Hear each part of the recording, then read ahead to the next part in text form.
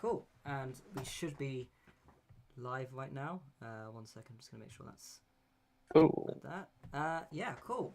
Hello, everybody. I am William with AW Studios, the host of SAC 2024 and the World of Brickfilms podcast. We will be Penta will be joining shortly, hopefully anyway. So say I'm not Penta. Yeah.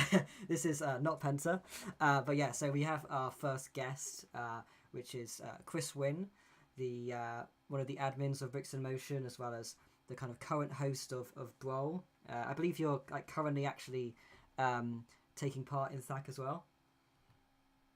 Yeah, I am attempting a THAC entry. I've got my one set that I built set up, and I'm not sure when I'm actually going to start animating it because I was like, well, I don't have voice acting yet, and my lights are all my lights and everything. My setup is controlled by my phone, which I'm using right now. So I don't know when I'm actually going to get to animating. I hope I finish it, but we'll see. Nice. And I think, is it like when was the last time you actually took part? Was it 2021? Was the last THAC? Yeah, I think I was thinking about this earlier. I think it was 2021 that I actually made an entry and finished. I've attempted THACs, I would say a majority of the time that I can since like 2010. I think I've only finished 3, 4, 5 times or 6 times. 6 times. So 6 times in 13, 14 years. Actually, no, I take that back.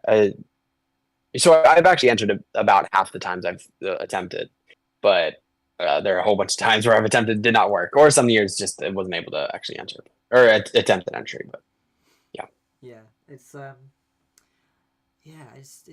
think as well. It's like kind of hard to like when you're going back into it. I imagine like obviously I haven't sort of done it for a couple of years now because of hosting, but I can imagine like having that kind of period like of not doing it for like a couple of years. It's probably going to kind of feel weird, like going back to it. I don't know, like if you get out of the habit of doing it, you know, you get out to like the rhythm of it in a way. I don't know, maybe it can work one of two ways. Like I think maybe in some ways it might be like better to have a gig space, you know, between doing them. I think it depends on it. Oh, there he is. Oh yeah, I'm sorry, I got sidetracked on the way, but I'm here now. Okay. We were just talking about the rhythm of entering THACs. I think for me, I think it depends on who you are. For me personally, like the less I enter, the more easy it is to be like, oh well, whatever, and then I don't submit that year. But if I'm entering in like 3 years in a row, it's like no, I have to keep going. But yeah, we'll see. We'll see about this year. I was happy. I think because I was on a 3-year dry spell of I think it was 2018 I entered, and then 2021 it was from 2018 to 2021 for me, and so it's been that same amount of time from 2021 to now, so hopefully I'll be able to get an entry, but we shall see. Yeah, I know. I certainly feel that with Brawl, because there was one year when I was judging Brawl, and I thought, yeah, I don't have to enter because I'm judging. But then I was like, well, I have a nice streak going, so I'll just throw something together really quickly just so Might as to keep well. the streak alive. I'm just gonna like quickly. So I noticed somebody in chat mentioned that the audio levels are quite different between I think me and I guess Chris. I'm just gonna check like on my end. Yeah, you do sound quiet here, yeah. Oh, okay, cool. Yeah, I'll just raise the volume a little bit. I don't know if that's any better or not. It doesn't help that my microphone is my AirPods and they pick it up pretty heavily. So yeah, let me just play around with that because I've got my audio mixing seems to be not our strength. Yeah, I could. No, just, I'm guilty of it too. I do that. I think I might be able to kind of just like speak kind of nearer the microphone. I don't know if that would help or not, or just speak quite loudly. Wait, can you turn up the gain or something? Yeah, that's what I'm trying to do. I might actually. Oh, I think I had it. I was raising. I was lowering the gain instead of gaining it. Hopefully that sounds better now. Getting gainier. But yeah, I did. Oh yeah. So something I wanted to kind of talk about, like whilst both of you were kind of here, is that like you've see, there's been since last DAC, there's been two really big videos, like kind of well, one on Bricks Emotion YouTube channel itself, and then also one the Stack History video. But first off, I wanted to kind of talk a little bit about like you'll see that your like the Denmark video, which like you and Penta did sort of together. Like that was quite quite like film in terms of like what's the discoveries and yeah, no, it was really, and also just interviewing to it because like yeah, sorry, go ahead. So I think William, I think you lost your camera. Oh, it's still working for me. I'm not sure if it's is it. For me, I can't see you right now. Let me check. Oh right, okay. Yeah, we were really happy with how the Denmark video kind of fell into place naturally, just from the circumstances of us being there in person. Things that we couldn't have predicted or planned for. It says you're still doing video, so you're fine. But yeah, no, I agree. It just happened to work out that way. And just thinking about the back video and Denmark video, like those feel like two big things for us. It was weird because the back video was planned out before. That could have been released last. Well, not could have, but like was planned. It was planned for last DAC that it was going to be posted then, and alas, that did not happen. But yeah, no, it felt like it was a really cool thing to be a part of that history, and we still haven't got that full recording of the actual commercial because that'll be our call to everyone. Is I stupidly looked up what I thought was the commercial and thought it was already online, and then I didn't actually get a straight recording of it. So if anyone manages to go to Lego House in Denmark and get a recording of it for us, we would be very grateful. We'll buy you some merch or something. And I feel like inevitably you're gonna find, or other people are gonna find, animations that predate that even. Like, I think there's a good chance that that's not like the first. Like, I mean, if you consider it a brick film, I don't think it's. I doubt it's gonna remain being like the first brick film either. Like, and then it'll just turn into this huge like rabbit hole of like, what is the oldest brick film? And it just like we'll like never get the answer. It's probably the imagined one. I imagine. Yeah, I think. Well, the one thing I'm wondering is like, if we keep finding stuff earlier, would it be some sort of studio manufactured thing, or would it be an amateur brick film? I mean, how before 1960, what are the chances that it was actually made by someone who had an amateur camera? Like, how prevalent is that? I'm not sure. Yeah. The fact that the earlier thing we found is, like theatrical advertising. It makes a lot of sense. It makes sense in that it got made, and also it makes sense that we hadn't encountered it before. It was theatrical. Like if it was television, then we might have found it online. But a lot of the technology was edited before we went to Denmark. But I remember saying like, I bet that going to Denmark and sort of interrupting my groove for a week was sort of, once you get in the groove, you don't want to be taken out of it. Relating to what we're talking about entering DAC, then Oh yeah, and that does relate to what you're just talking about. Yeah. So you get in a groove, and then it was going well with the motivation before we went to Denmark. But then because it got interrupted and we were away for a week, and then I guess like you spend an entire week devoted to some other brick film endeavor, and then you're kind of like, well, I don't want to immediately just jump right back into brick film, editing. You want to give yourself a break. Yeah, you want to think about something else for a period of time. Yeah, that was that was the thing with me. Yeah. Sorry, what were you saying? Yeah, so that interrupted my motivations. Then I was much slower, and it was much more sporadic than editing the video.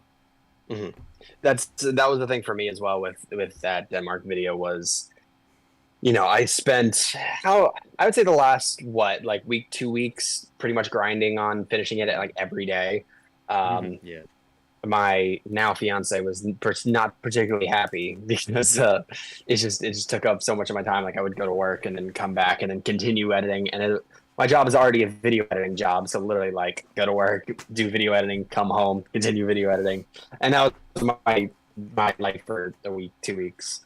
You know, I've been working on it beforehand, but it especially helped to have a deadline. But I remember after that, I was just like, I want nothing to do with editing for a while, and unfortunately, I think that was a factor for I think I picked up editing one of the Brickfilms of the month, and then that never ended up happening. So I hope to. I'm gonna pass that off to other people because I know myself, and I'm like I'm gonna end up delaying it, and I don't want to end up screwing over Brickfilms of the month like 2 years in a row, or 3 years in a row, I should say. But so I expect a return for Brickfilms of the month because it's my fault. But know your limitations. Yeah, I mean, No, you're gonna burn out because one shame on me. I think that like you really need to kind of think about your limitations, especially when it's like when your like work, like your like professional work, is very similar to the kind of like brick filming side of things. It becomes really hard to kind of like because you need that kind of variety. Like I always find like if I'm like editing something, but I'm also kind of like in the animation stage of like a brick film or something, I can do those two things. But if I'm like one of the podcasts, I'm also like having to like grind on some editing project I'm doing, then it becomes like really like I start to procrastinate, and I find it actually hard to kind of like it's much harder in that way because yeah, it's like, you know, your work is like very similar then to like the stuff you're doing like that isn't paid, and it's like, you know, it becomes the whole thing, doesn't it? You know, like that's definitely how I felt. I mean, that's again like, you know, I could speak as well on the topic of like procrastinating when it comes to like the, you know, the podcasts, you know. I think like I'm, you know, expecting to kind of see more podcasts coming out this year. Like I'm thinking, I mean, I've got this goal that's like a brick film a month. A brick film a month. What am I talking about? No, I'm not doing that. A podcast a month. Brick film month. Brick film every day for a month. Yeah. That would actually be a cool contest idea. Just make a brick film and then you post it one day each month. That'd be cool. I don't think anyone's ever done a brick film every day for Brawl. So if anyone, what do you mean? You know, like 7 brick films, 7 entries to Brawl. That would be kind of a cool concept. Yeah, but that would be difficult. That would just be Hell Week. Yeah, it would. But if somebody wants to be the first, then the opportunity is there. I mean, an old thing that the Bluntmation 7.7 project in 2003 was a brick film every day for a week. I mean, we could do that. That would be a cool concept. I think you would have to set limitations on it, like maximum 45 seconds. Yeah. In the old ones, that 1 or 2 people have done it before, and they all have like barely any set, and they're of course really short. Yeah. Yeah, that'd be cool. Like, I'd like that. I just feel like, you know, that's when it genuinely becomes like, you know, a danger to your health. Though I just think like doing like 7th acts. Yeah. Well, that's why you got to put the limitation on it. Like, okay, you can do it in the span of like normal day and not staying up for 24 hours. Yeah. I think that could work pretty easily. You say like minimum 10 seconds, maximum 45. Well, it would have to fit the minimum Brawl requirement to be a Brawl entry every time. We would change it to modify it, you know, another thing I think is to be more reasonable.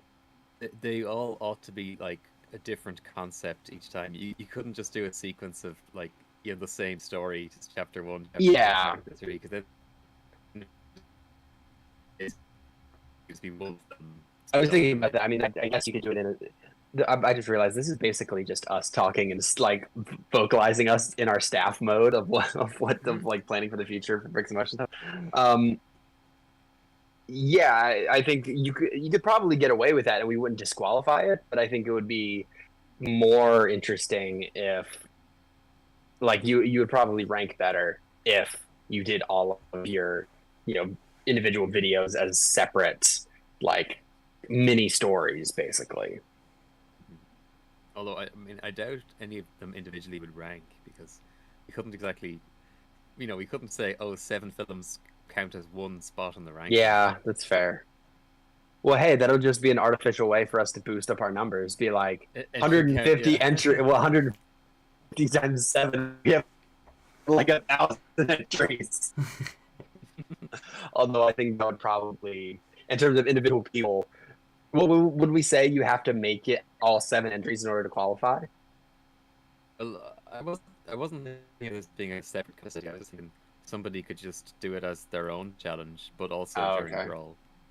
See, I'm trying to make that an actual contest. But... I suppose. I mean, it's pretty niche though. An actual contest. Yeah, it is. Like it But is something to think kind of about maybe one of these weeks. a difficult thing years. to actually ask people to go and do. It's just something to Mhm. suggest, like, you could do this and be the first one to ever do it. I don't know, something to think about. I think we're just hitting a point where it's like, what else can we do for contests? And like, we don't. I mean, obviously, there's only so many ideas, and we will end up double dipping. To the best we can. Like, if there's other communities that have done similar stuff, we're gonna try not to do it. But at the same time, like, so there's gonna be some sort of overlap as long as it's not like a direct rip off of like, oh, you're just doing exactly that same conceit. That's been done before. But if it's been something like the early 2000s, like, yeah, it's fine. Yeah, I mean, what do you think of the idea of like sort of? Yeah, I mean, you could do that, couldn't you? Kind of like looking at kind of really old, even like old themes or something. I don't know if that would feel kind of like lazy to do, like have like old summer contest themes or something, but like heroes and villains too or something. Yeah, I mean, well, Color. yeah, I wouldn't. Maybe not try to do that. But yeah, it depends on the conceit and what it is. When it comes to like general ideas, in terms of story ideas, I feel like there's a lot more you can do, and that relates to like contest themes. Like, I wouldn't want to have a fact theme be ambition next year. Like, it's already been done before. That feels a little bit like there's still a lot more in the well to a lot more places you can go. But in terms of like for example, like 10 bricks, I love 10 bricks, and I would love to, even though it's been done a couple years ago, I would love to see something like that again come up in a couple years. But Yeah. my point is, like, how many different things can you do in the context of like Lego? Like, how do you make an interesting concept when it comes to like a contest like that? In that realm, there's only so much you can do. So like, if another 10 bricks happen, I'd be like, yeah, cool, that's fine. Everyone likes 10 bricks. I was going to mention 10 brick, yeah, because 10 brick, I think back in 2020, I think it was. Yeah, that's for the Easter contest. Yeah, it was 10 bricks of Easter, I think. That was like 16 years since the original. But even now, people are saying, "Oh, I wish I'd been around to enter 10 brick, like in 2020." So yeah, a gimmick when it relates to Lego like that, and like, how do you make a Lego contest interesting? That's a bit more understandable for reusing the concept. But when it comes to story themes, that's a little bit like, okay, maybe don't. There's a lot more things you can do. And I think as well, I mean, obviously, when it comes to when as judges and hosts, when we're kind of expecting to get like new concepts, new ideas, like with entries, we don't want like to just be like, oh yeah, to not put to workload on our side, like just be like, oh yeah, we're just gonna reuse this theme, but you make something original. We're just not, we can't. We're too lazy to come up with something ourselves, So yeah. I think what's interesting is that people really gravitate towards contest ideas that have a certain limitation, like either Tech or 10 Brick. Like, oftentimes you might think like, oh, we'll give people a story theme, and then they can do anything they want. It can be big scale, it can be small scale. Like, they have total freedom. That means everyone can enter, right? But then you get less entries. But like, Easter got loads of entries, and TAC obviously gets loads of entries, and so like, I do like the idea of the contests that actually are more specific rather than being more broad. Mm-hmm. I will answer that question real quick. Can you post like a link to this on Instagram and what's it, Twitter if you haven't? I'm not signed in on this computer. Oh boy, that's fine. Yeah, let me give you the login real quick. Oh, to both of them or just one of them?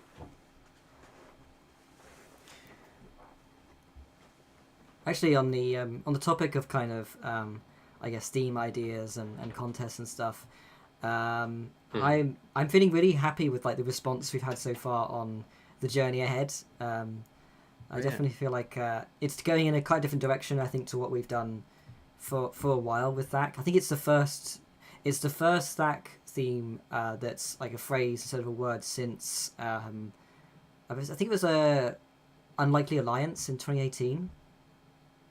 Mm-hmm.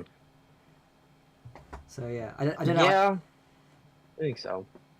I was kind of I like, like the journey ahead because it's a phrase, but it's also very open. Mm. yeah, I think it's. I think that it's kind of it's I'm looking forward to seeing what the interpretations are of that. Yeah, I mean, I'm a big fan of one-word themes, but I think because they're not as, confined, I think, but at the same time, like that's the point is that it's not as confined because if you limit yourself to just one-word themes, you make things like Kairos for Brawl, and people are like, what does that mean? But yeah, no, there's something I was about to say. It's like, yeah, people, you like the limitations, and I was thinking about this earlier. Is that like, people are like, oh, I'm having such a hard time coming up with ideas, and I'm the same way as well. It's when there's no limitations, but if you were given the most minor little bit of direction of, you know, uh, journey ahead, I'm like, oh, I came up with like 2 ideas within an hour, like, and I could have been able to do both of them. So all you need is just that little direction, and you got it. And the amount of response that people are saying is pretty awesome. Yeah, definitely. I think it's yeah, no, it's nice. I think it's like I definitely kind of I agree that I do like with you. I do like the single word themes as well, and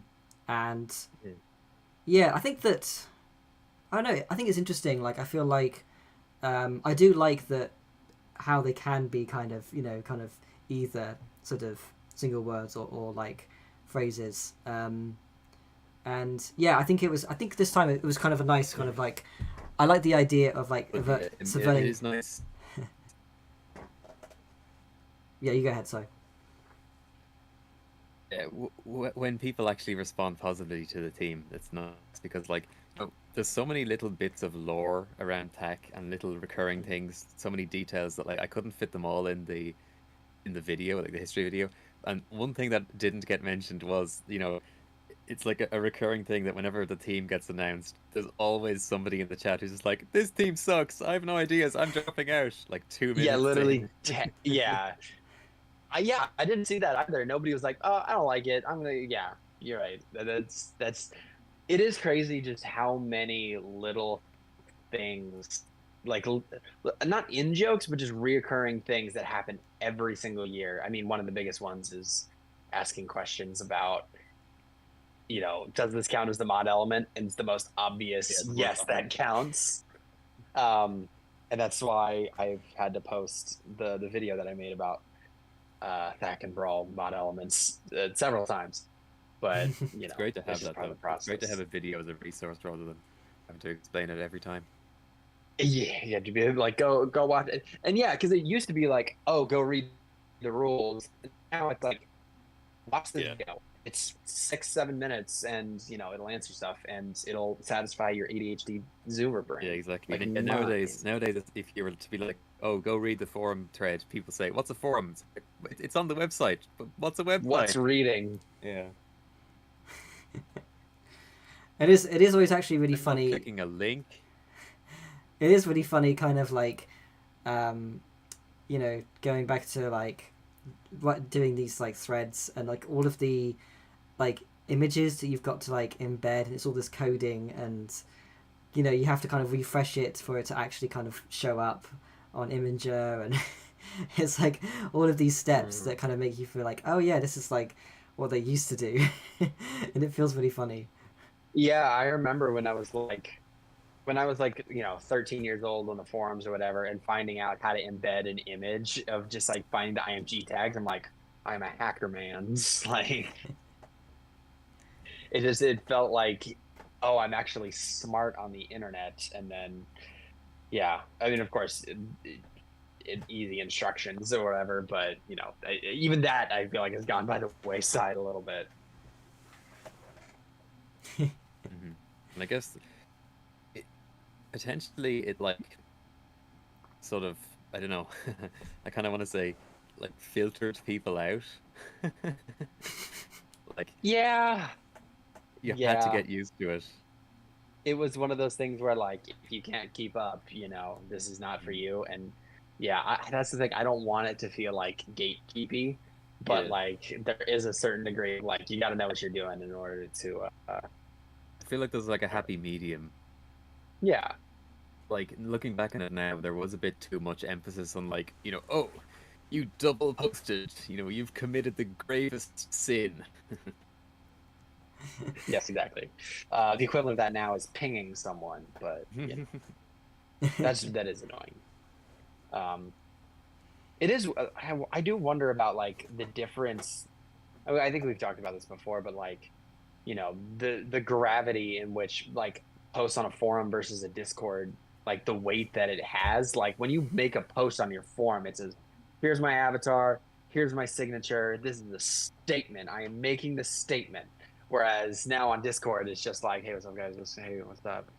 It's just like lines of text that are like individual lines that are like 3 characters per word long. Like that's it. I don't know. It just feels a lot more freeform. So I am interested to see how that is gonna change everything in terms of, well, whether it be like internet, like history records. But at the same time, forums are now. I think Discord's gonna have a lot shorter lifespan, but I think they're getting a lot more popular than forums.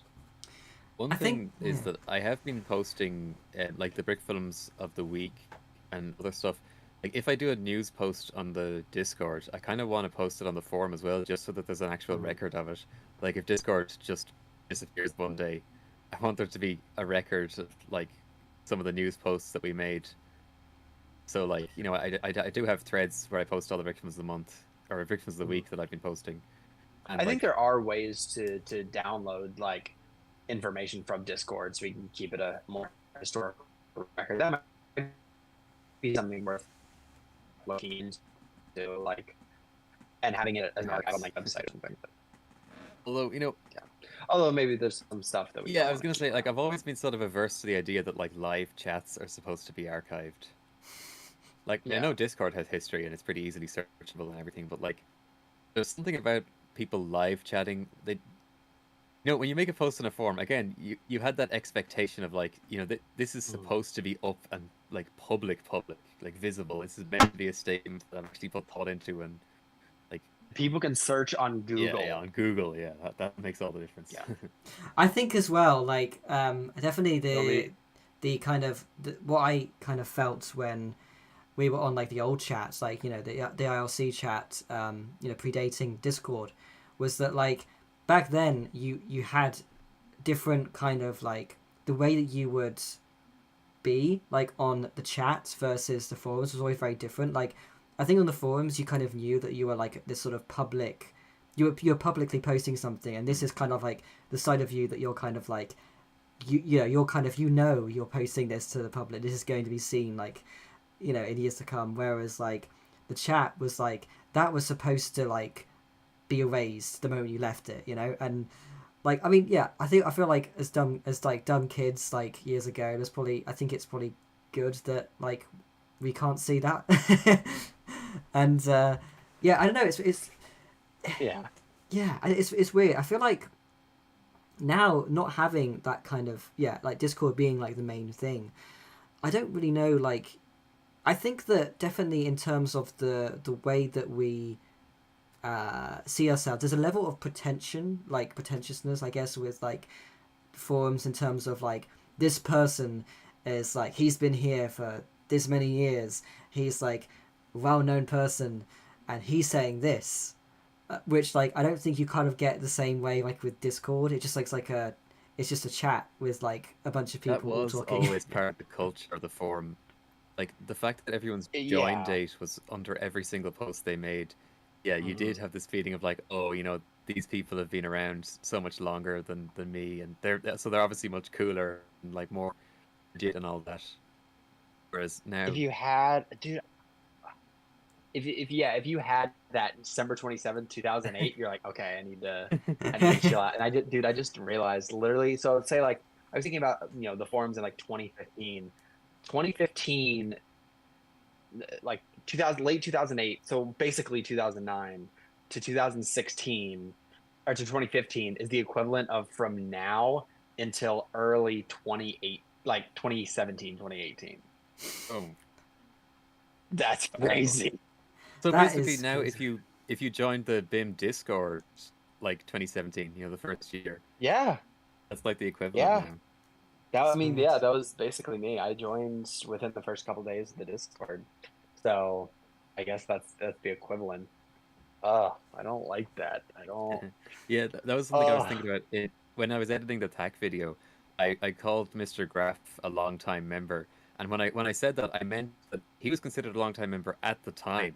Like in Yeah. 2005, he was considered a long-time member because he'd been around since '01. That was only Mhm. 4 years. God, that's yeah. I mean, It's that's literally since 2020. like 2020 for us Yeah, like now. that's. Yeah. My God. And you know what's even funnier? It's like thinking that like we've been doing this podcast since 2018, and that's like 6 years ago. That is kind of crazy. To think like that's the equivalent of 2009 to 2015. That's like that's crazy. And like I remember like I joined in 2015, so like when I was first on there, I was like reading through like the wiki, and that felt like when I was reading like the history of that side of things, it felt like, oh, this is like the like ancient lore. This is the scrolls of the Brickfilm The history. ancient Jedi text. Yeah, and to think that that's like 2018 to us, that's just that blows my mind. That really Yeah, it's kind of does. funny because I know it's always really hard to consider yourself like, a long time member when there's been people around longer than you. But like, yeah, you're legit a long time member now. Mm. That's Yeah, I Yeah. mean, crazy. oh God, I mean, for me, well, I joined in September 20.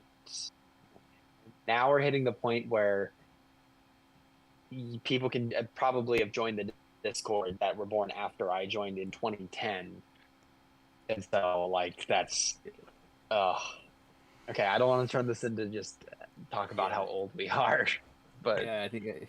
Yeah, another thing is like now that it's 2024, like the idea that stuff from 2004 is going to turn 20 years old, that just feels wrong. Like I could deal with the early 2000s being 20 years old, but like 2004 being 20 years old, that's a bit much. That shouldn't be allowed. do not like it. Just wait until next year when you've got like YouTube videos and it says 20 years ago. Oh, well, we're going to do the 20th anniversary of Tech next year. Yeah, Oh next year's yeah. 20th anniversary, Oh my baby. gosh, that's mad. Yeah, like that yeah. That's crazy. What are we gonna do? Well, I guess we can probably find at least one Tech 1 entrant to judge. Maybe. What If somebody's willing to subject themselves to like 250 entries or however many we have by then, assuming the trend continues. my brain immediately goes to is there anything in the logo that can look like a 20? Well, I mean, probably not. it'll be 2025, so the 20 of 2025, I guess. I don't know. Because like you can do like that. last year it was the 20th THAC, which so what we did was we kind of like we changed the color of the 20 in 23 was like it was different, so it was showing it was 20. a little kind of subtle nod to the fact it was like. I mean, that's basically the same thing. Yeah. Which is again another one of the main reasons I've said it probably a few times at this point, but like to reiterate, this is like one of the reasons why it's like we go by the year rather than the number of THAC, because that always annoyed me, the fact that it was like it wasn't quite like THAC 20 wasn't the 20th like year, it was like slightly off, but like to a degree where it's like it's so close to being the year, and that just like that was like that annoyed me. It's weird that Brawl doesn't have that problem, because there was just that one year that it was there were no duplicate like 2 THACs in 1 year, or there weren't 2 Brawls in 1 year. There was just the 1 year that there wasn't one, so that offset. So now it'll be the 6th. Wait, no, it'll be the. Where on it was 2008 was the first one, so that'll be the 6th. Yeah, 16 is coming up. We did 15. 16. I think the last year's logo had Brawl 15 written on it. Oh yeah, that's what it was. I was thinking, because I had it in my head. I was like, oh wait, I thought that was the first one, but then that was the 10-year anniversary. Yeah. So yeah, like if I do a Brawl history video, it'll be, it's been 15 years of Brawl and 15 Brawls, even though it really should be 16 Brawls in 15 years. But yeah, this will be. Yeah, you're right. We're coming up on the 16th one, so okay. But yeah, Brawl history video would be pretty pog. But no, I mean that would be if you didn't release the THAC history video for this, it would have been perfect for next year. But might as well have might as well do it now. But if anyone hasn't watched Penta's THAC history video, go do it now, because it's very good.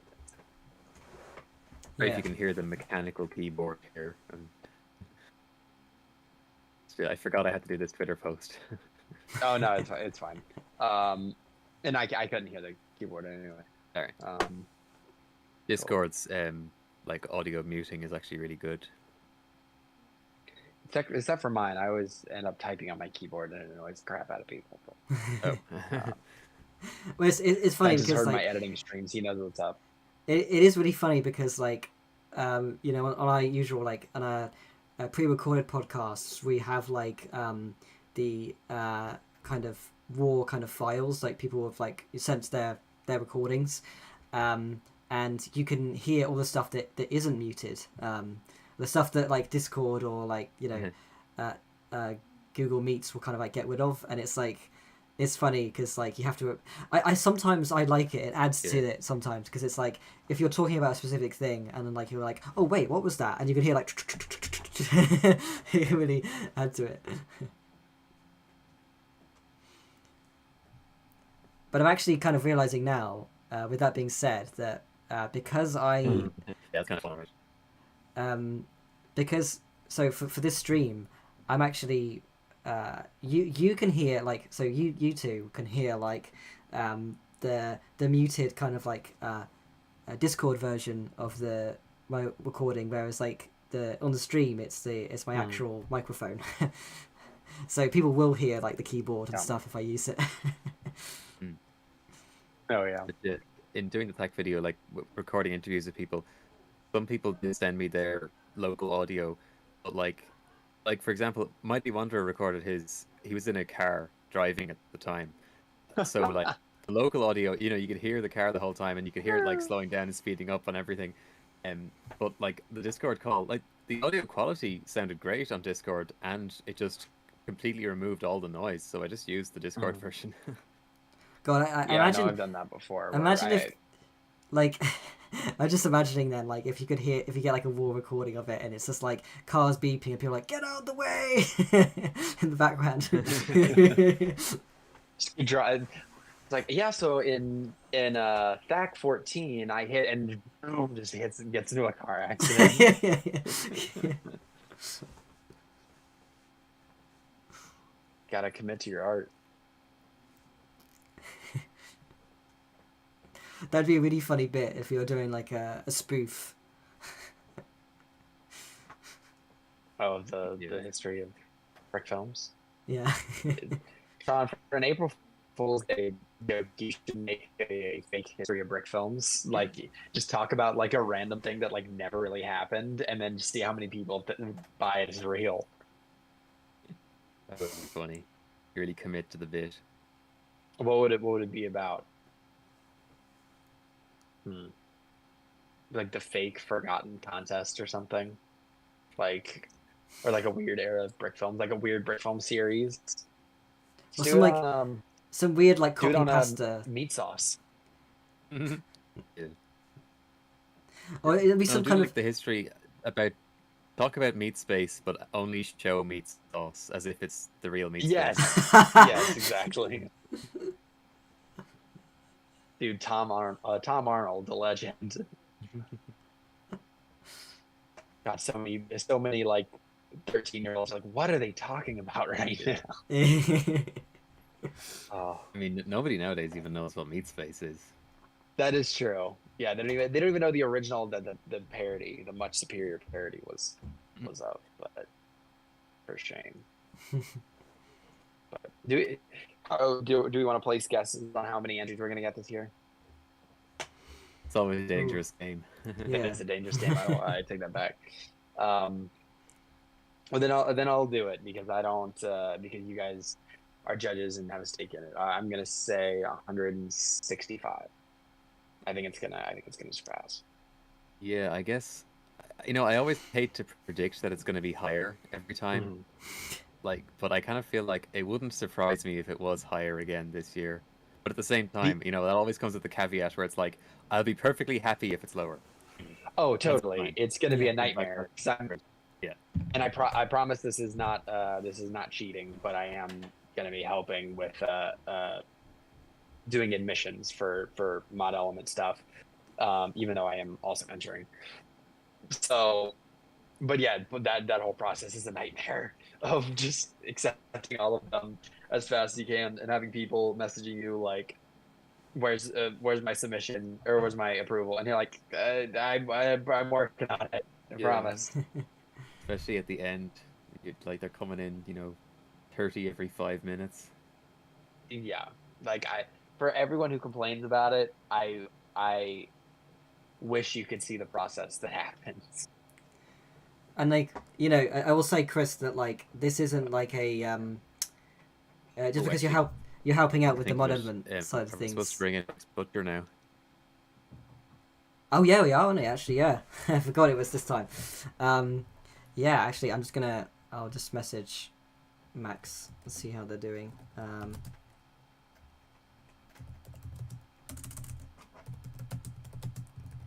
Yeah, can't believe I it. will briefly say hi to Max, and then I will. Yeah. That'll be fun. Yeah. Yeah, kind of like reminiscing on the past of Yeah. I don't know if Max and I have ever talked beyond it. I think probably just on like voice calls, but just like for contest stuff, maybe for like Brawl. But God, Max's films are very cool. Oh, and Hello? speaking. Hello. Hello, hi. Chris will stick around. Chris wants to say hello as well. Of course, yeah. Hello, Hi, it's- Chris. Hi. Hello, it's been It's it's great been. to see- I was gonna say, have we been on? I think we've been on voice calls just like for contest stuff, but I honestly can't remember. This might be. Yeah, I don't know. Yeah, this might be our first one. I can't remember. yes, the top two of the top three in Brawl 2013. Yes. Legendary. Uh, No disrespect to Squid, but I was like, I would have been very happy if your film was first. I would have been very happy with that. looking back at it, there's like a ton of like things I can. Yeah, I wish I'd like improved on it. So it's fine. We were just starting to say, like, yeah, your films were certainly a staple of Bricks in Motion contests for many years. When are we like- getting another Mr. Socially Impaired? Well,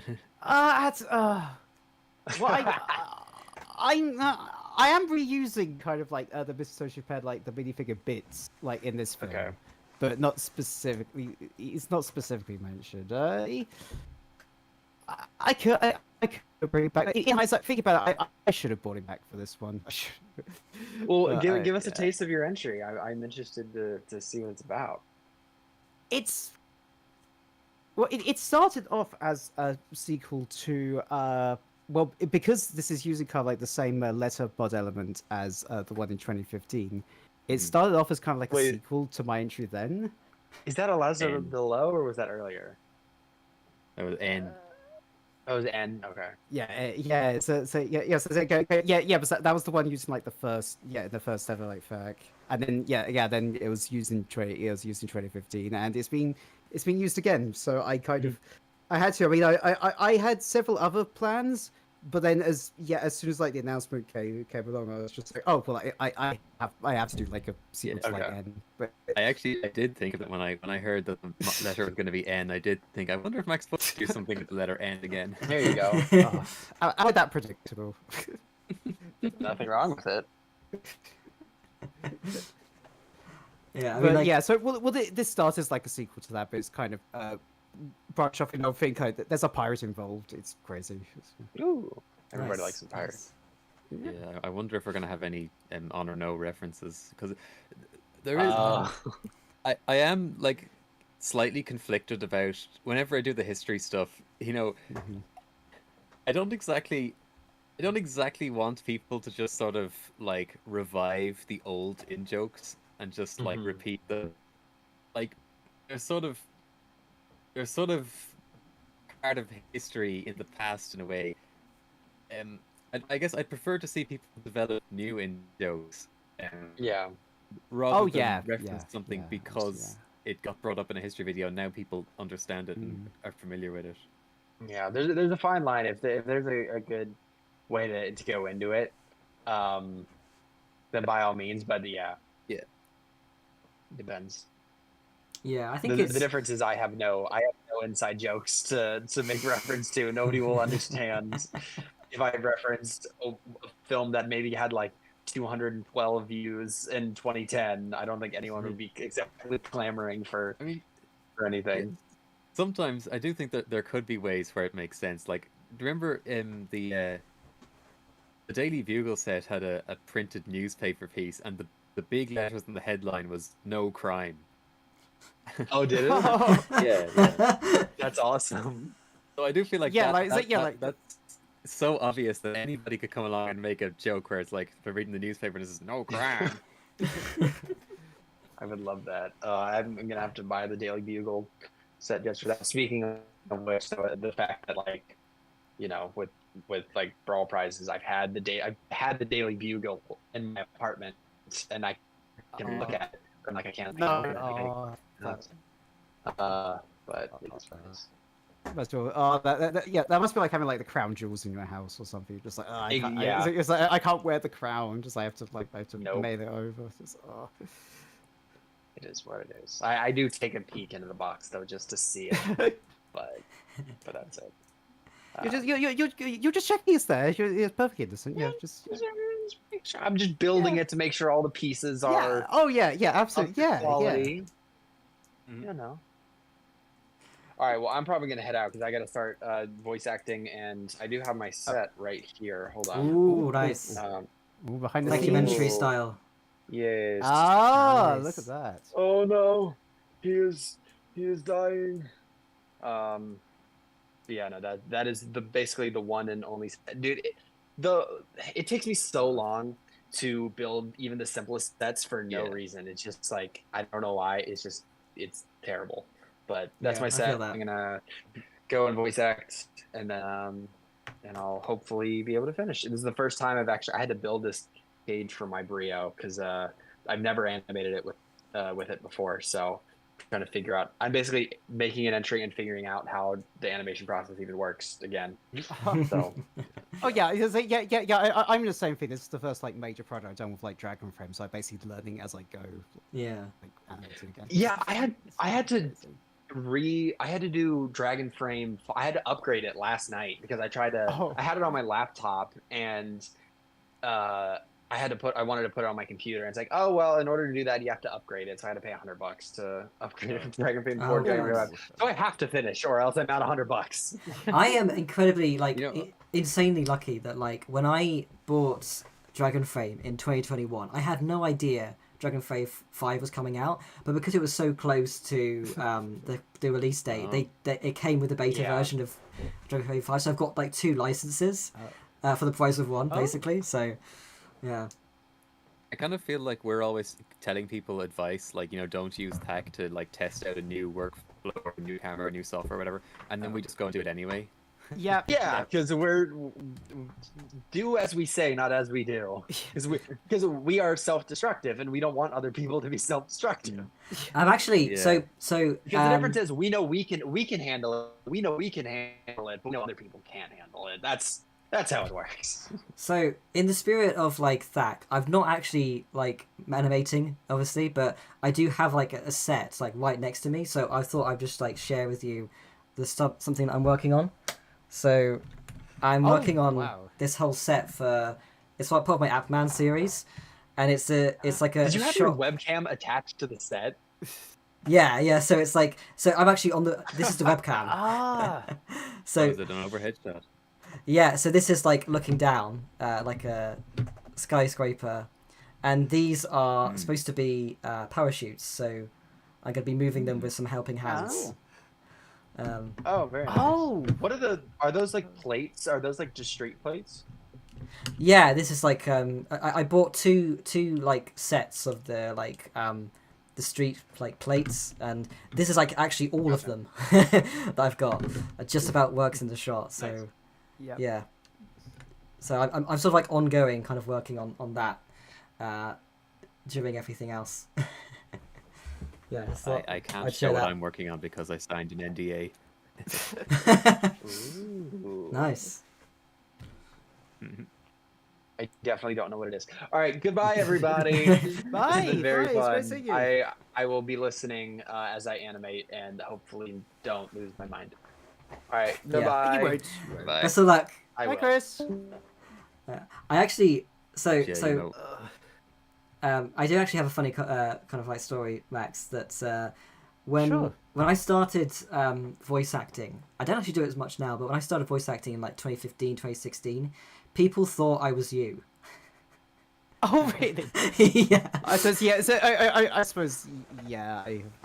My voice probably hasn't changed. I haven't really. I haven't really looked back on my old stuff in like a while, but I'm actually the same. Because yeah, I mean, it's well, hopefully my audio setup's slightly better. But yeah, when voice acting for like this entry, kind of just like I listened back and just like my voice sounds pretty much the same. I'm sure.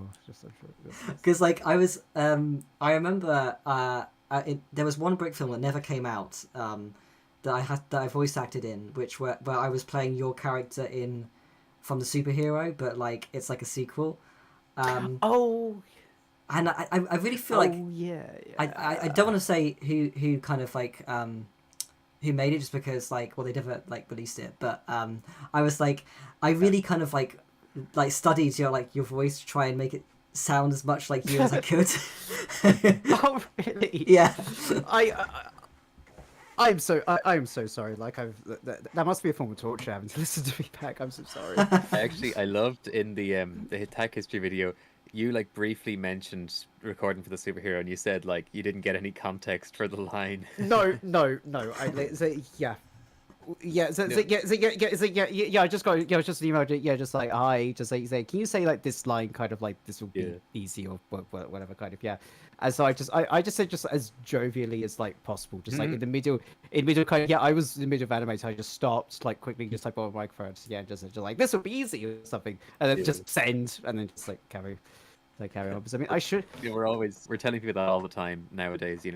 Like you'll get better results if you give people the full script, and if you give them direction for their lines. Like it's in the Tech 2024 voice actor thread in the Discord.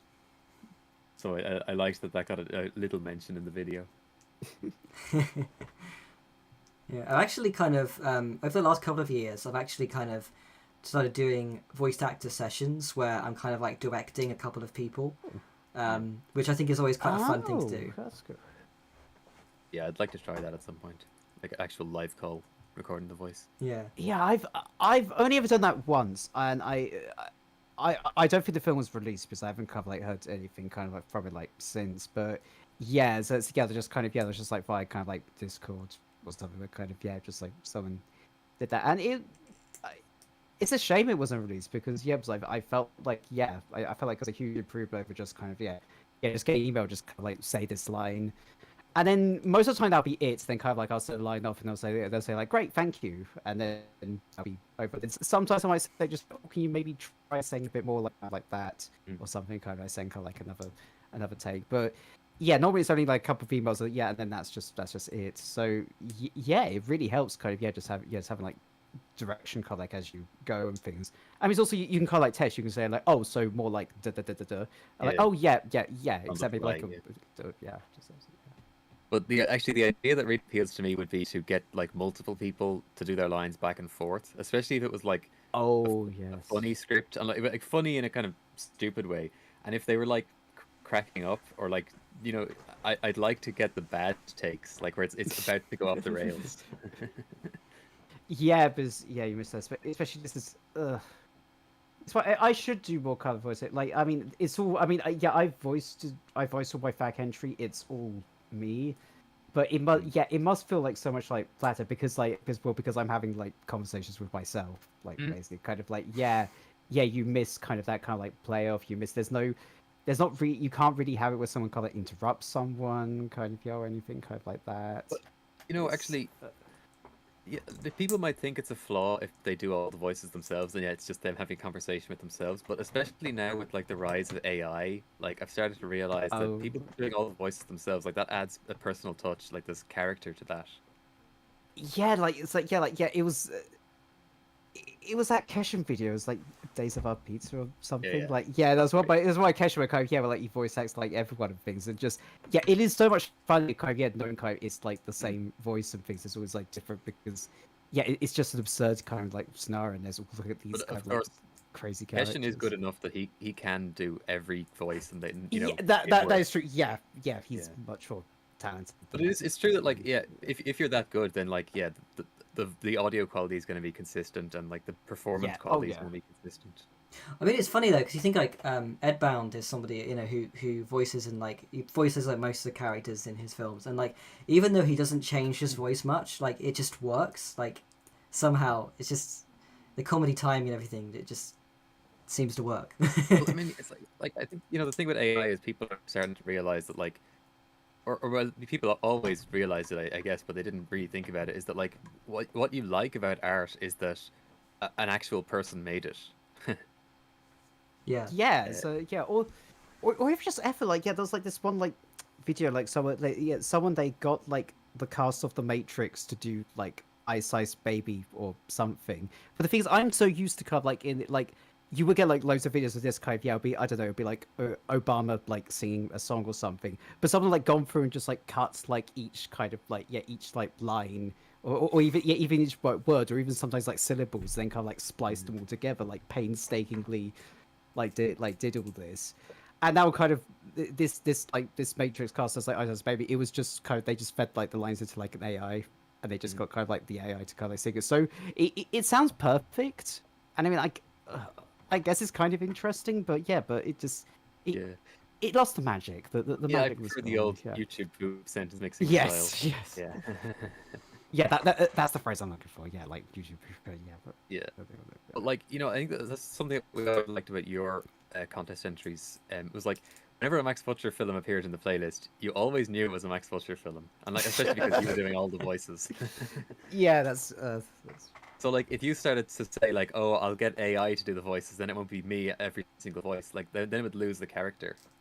Definitely kind of because on one hand you feel like the possibilities are endless. Like I could have a conversation with anyone, but again, the magic's gone. Like it's not the same. Like I try. Because I mean, I'm not a very good voice actor, so you could probably kind of tell like it's me, but I try. Well, particularly with this entry, like I've tried, like part of the reason why I have a pirate is just it means there's someone with a vastly different voice who can like play off beat. So there's one character who kind of sounds a bit kind of like me, and then there's just like this one like outlandish like character, kind of like sounds. I mean, I feel like your voice acting was always really funny in your own stuff. Like it fit in your own films. Yeah, it helps. Because, I mean, I still I'm actually looking at my second one to like my script now, and really it's just kind of like a shot list with kind of like lines and things. But like it doesn't. Yeah. If someone else like looked at this, they'll be just like, what the hell does this mean and things. But just like because like for me like it's not really a script. It's just kind of like kind of like a reference. Kind of I can just like go back to like I already kind of like roughly know like how kind of like the lines should be said and things, and then how kind of how roughly kind of like how the shots kind of like is gonna look and how that's gonna like transition into the kind of the next one. Like I already kind of like know that and things. So yeah, that means kind of obviously when I'm voice actor, I already know kind of like I mean I have the line in front of me just like kind of I remember, but I already know just like it needs to be said like this kind of like kind of just try and translate kind of like how it's in my head like to thing. I'm gonna actually. Sorry, I'm gonna have to go to the bathroom in a second. you keep going. Oh yeah. Yeah, and actually, something that we've been talking about recently, like because the entry counts attack have gone up dramatically. Yes, it's insane.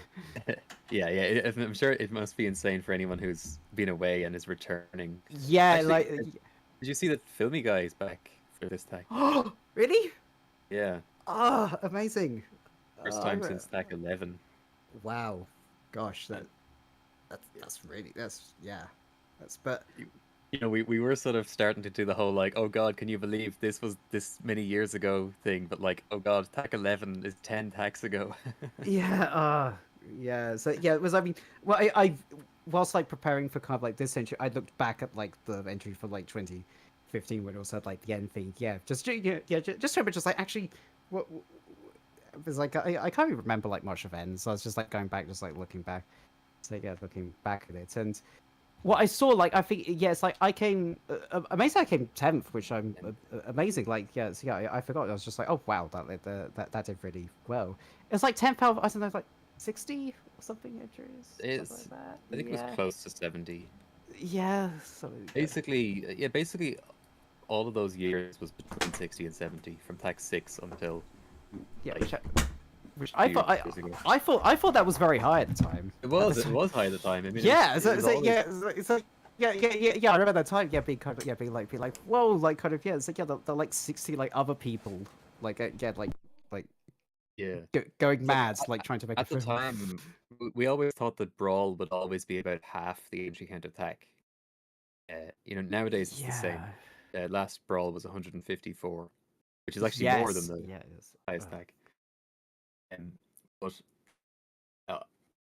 oh yeah, I was gonna go somewhere where what I was gonna say was there's 150 entries now, but like we feel as if we haven't sacrificed like the old spirit of things, in that like people still make original films and like films with their own personal character and touch, and like they're trying to be actual films still, which is what we like to see. Like we feel like it wouldn't be worth growing the entry count if it all became just like entirely generic and throwaway. Like we don't want to be too snobby, but like we don't want it to be all stuff that we don't care much for. No, it's like you don't want to be So something like you watch it. It'll be just like that's like I always when looking at stuff, I try to like zone in at least one thing that kind of like makes the kind of like that makes it kind of unique, and like one thing that's like just like, oh that was really well kind of that's really well. Yeah, you kind of you have that, well, like that one thing like you move on to the playlist and you're just like you already like forgot about something where kind of like even if it's just one thing kind of you want it to be something you it stays with you, remember. And you kind of come back to like I was talking about like Cash's kind of like old film kind of it was just like that was examples of something that did like this one thing really really well. Well, it did several things really well, but especially just it nailed like the voice acting there. Just so like I guess Brickfilms is just so much bigger now that you wouldn't like. It's not all about who has the biggest number of entries. like that a bigger number of entries would be, we'd have kind of ruined everything if it was all just lowest common denominator, like forgettable stuff. But like no, it's still entries that have character, that have personal touches and good quality to them. Yeah, Mm, the contest is still going, and there's still a huge number of entries. So yeah. If it was making if it was just consistently producing rubbish, like the contest wouldn't still be going. Yeah. Sorry, that sounds so blunt. I'm sorry. But I don't know, when you're rewatching N, did you sort of pick up on that sort of like pretty blunt criticism of other Brickfilms? Uh, 'Cause, I was like, yeah. There's that whole kind of like section where basically I say just don't make films like based on like previous IPs and things, which I I had N when I was editing the package video, like I rewatched it to get a clip, and yeah, I did sort of notice that, and I was like, yeah, that's a bit more blunt than how we usually go on about things these days. yeah. So it's like just like don't like stuff like based off of like I don't know like Star Wars or Marvel things is like just like the enemy, just like run away from it as fast as you can. It's like no. It's like no. There are some really good, and it's especially because it could be like a push off point, like really. In fact, I think it's one of like the people the people from Kraftwerk or something like actually said kind of the best way to start kind of with like music is just copy like people you like. Just start off kind of like copying, and obviously. And then eventually you will kind of like find your own voice, like you will kind of like branch off. But there's absolutely no shame in copying. Absolutely, I mean, I think we all did that. Like, especially if we started really young, like our early Brickfilms are basically just copies of what we saw. Yeah. Oh yeah, it's like I think my first ever like Brickfilms like they've been lost, but it was like Lego Doctor Who. So yeah, that's where I started. So I have. I'm throwing stones at my glass house. Like, Of course, for me it was the dynamic duo Brickfilms. Oh yes. No, I still remember Benny and Lee. I still. One of these days I'll make another one. It's okay. I still used to make a association bad. So it's funny though. I think like with dynamic duo Brickfilms, like, is there a point where in the kind of like I don't know the sort of like inner circle of Brickfilming, but like in the kind of in some senses it can almost feel similar to an IP to the community, because it's like that's kind of what I was starting to get at. We may spend years sort of being like, people keep doing these IP Brickfilms, but then at the same time we started out just doing dynamic duo, which is essentially just the Brickfilm world IP. The whole concept of Mr. Social Impaired like came from just like he's a dynamic duo without like a second person. Like that's it kind of the joke is like instead of being another person, he's either talking to himself or like a badly drawn picture of an alien or a killer rabbit kind of so it's like he's a dynamic duo that's solo. Like that's kind of where it started. So again, throwing stones at my glass house. And I think as well it's kind of like I think you were sort of touching on it then, like in terms of like how you kind of start off creating things that like based on things you're inspired by, and I think like I try and give some level of kind of like some slack I guess to like especially people who are starting out who are making like IP based Brickfilms, because obviously like if they like Batman, they like Star Wars or whatever, like that they're going to start off doing those kind of things, and I think like it can be the first step to like leading to like them finding their own kind of creative what's the word I'm trying to think of? I mean, it's kind of like it's the first step into like discovering who they are as like as a creator, like a absolutely, yeah. I think in Brickfilming, like, people are pretty forgiving because we can all look back on our old works and realize now, like, oh yeah, that whole sequence was basically just lifted from this other brick film. Yeah. Yeah. Oh, yeah. Yes. Oh god, are we gonna end up with It's kind of weird though, kind because of like, what's the brick film equivalent of like the H bomber guy expose? oh yeah, Oh yeah. Yeah. Yeah. Yeah. The big film equivalent of just plagiarism. yeah. So there are brick films who don't really understand plagiarism very well, like where they think they can just like copy the same script as long as they mention like, oh, this was inspired by the original brick film. It Yeah. doesn't really This whole work that thing way. kind of like yeah. It's just I mean. But I was gonna say that, like with my own early brick films, like I know that when I was making them, I didn't realize, like I wasn't consciously thinking, oh, this is exactly like, this other brick film that I've seen before, which is kind of weird because like now I look at it, I'm like, it's so obvious. Like how come it seems obvious to me now, but at the time I didn't realize that, and I would have seen this stuff like much sooner, at that time, like sooner ago. Like it's really weird that it's such a common thing that people do these like unconscious rip-offs, and they end up being like really close to the original. I think the most interesting one, and again, I don't want to kind of like specifically name drop like anything in particular, but like I've seen some where it's like they've gone through the effort of, the technical aspect side of things, and like the animation is actually pretty good, and it's like they're quite successfully copying like something, and that's like really weird. It's like you've gone through the effort to make something that is actually pretty good, but then you're just copying something like that. That to me feels really weird. Like then it's just a concept, you're just taking the concept, but like surely you could just like not do that, Have you considered not doing that? yeah. Yeah, like it's like yeah. Back when I was like, well, back when I was young, oh, sorry.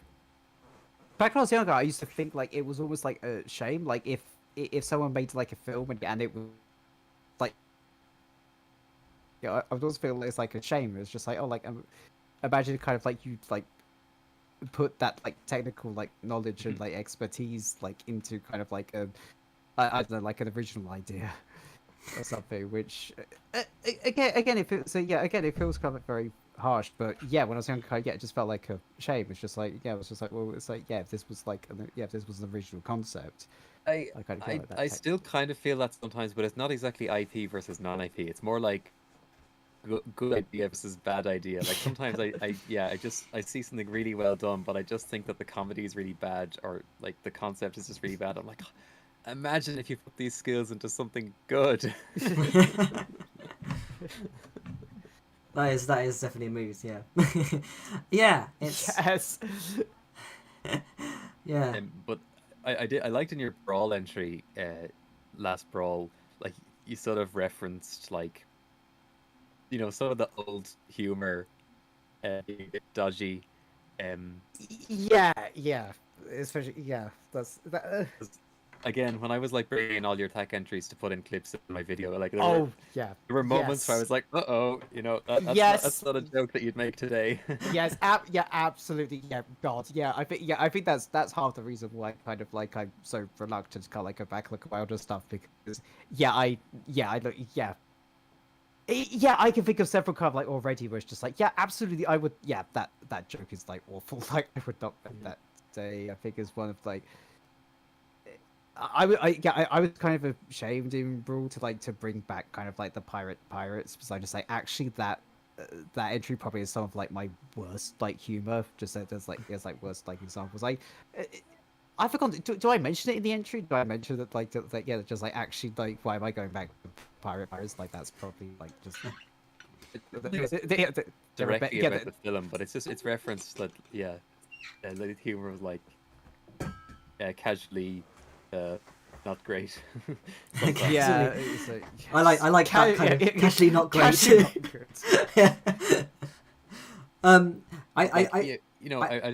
I feel like brick filming has a sort of interesting culture because everyone starts pretty young. It's like yes, yeah. Once you're older, like you can just be sort of open to sort of laugh at the old stuff. But especially, I guess nowadays, I still see obviously I see plenty of jokes in Brickfilms where I kind of think like, when this person gets older, they'll probably regret that. Yeah, But yeah. I don't want to like come down hard on it, like, you know, be really all righteous about it and like up in arms about it, or whatever. Because it's sort of like, you know, people just need time with that, I guess. I have like it's really funny. With Like time, hopefully they'll learn. I'm really glad that like early on in like my brick filming kind of career, I didn't really do a lot of like comedies. It was more like serious stuff because I feel like had I Yeah. gone for the more comedic route, I would have made a lot of stuff which I was like probably not a fan of now. Like I had this idea for like a comedic sketch which involved like Rapunzel, and it was going to be this whole twist at the end. That's all. I mean, I don't have to say any more than that. But it was like a whole twist. Where I was like, oh, this is funny, isn't it? You know, and I was like, I don't know. Yeah, Oh, yeah. I know what you mean. Yeah. If you look at like old pack entries, old brawl entries, you know, old contest entries, like that's everywhere. Yeah. Just, like, you know, every 10th entry, you're like, oh, one of those jokes. Yeah. Yeah. I look back at myself. Yeah, I do try to like. Well, I try to comfort myself. So just like you were young, Max. Like, it's okay. Like, yeah, you were young and stupid. Like, you didn't get. So yeah, you did like know about it. But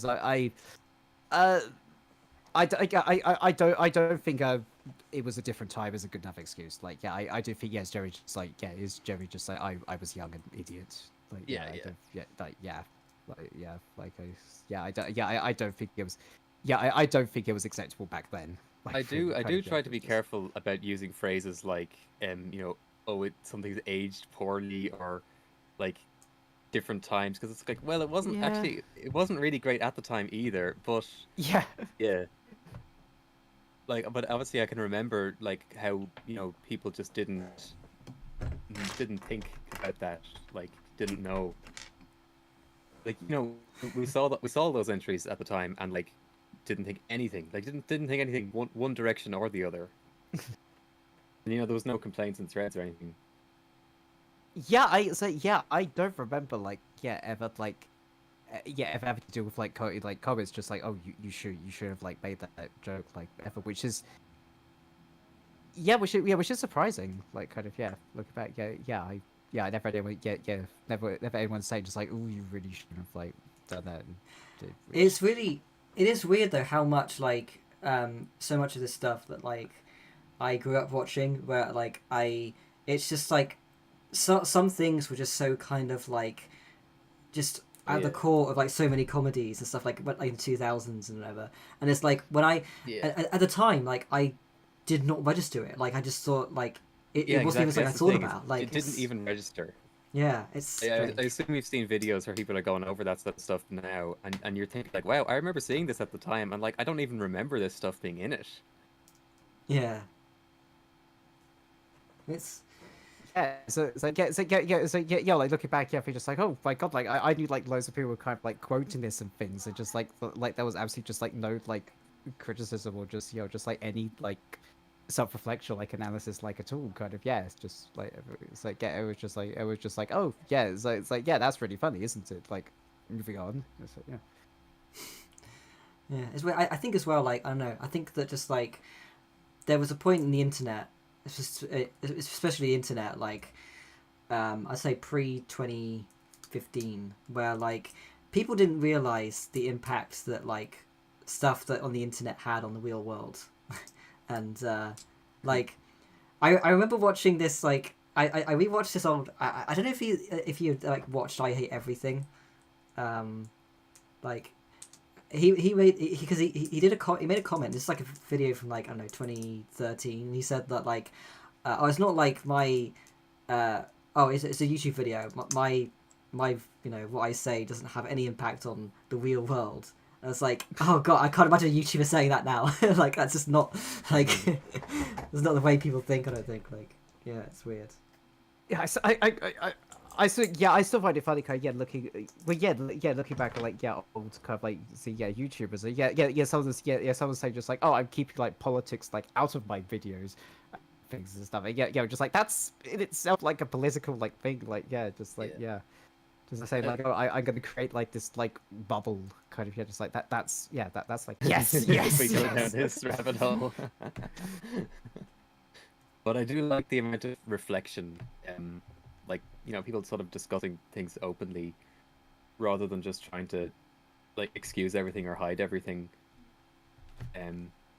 Like, you know, everyone goes through the same sort of like change over time and expanding their understanding over time. But like, if they don't talk about, you know, how they got there, then it makes it more obscure for future people, I guess. Oh yeah, yeah, absolutely. But like, you don't want to try and pretend like that the stuff didn't happen. No, definitely. That's why you know, it amused me, probably me in particular. Like I just liked that reference to like, oh yeah, the old entries and stuff. Yeah, it's like yeah. I mean, there was there's some kind of like some of my old stuff like I'm looking back on, and a part of it's almost it's almost so bad. It's just like should I like remove this? Like like think should I like take this away? But it's like no, I feel because that's that. That's not gonna undo it. Like kind of like remove it. Kind of that's just denying. That's just like me trying to rewrite. Kind of like my old stuff. Be just like, oh no, I was always perfect. Like like that. Like that didn't happen. Obviously, I do like that old videos have the upload year, the upload date on them, so it's kind of like that does that help. provides some context. There's kind of like the disclaimer, kind of just like like this was ages and I can't think of anything where it was just like that. I'm like, oh, I don't like that anymore. But they're not bad enough that I'd consider removing the videos. Like it's like, yeah, these are old videos. That's great. That's great. I mean, you were a smart kid. But having said that, if there was something that was like so horrendously bad, I'd still consider removing it.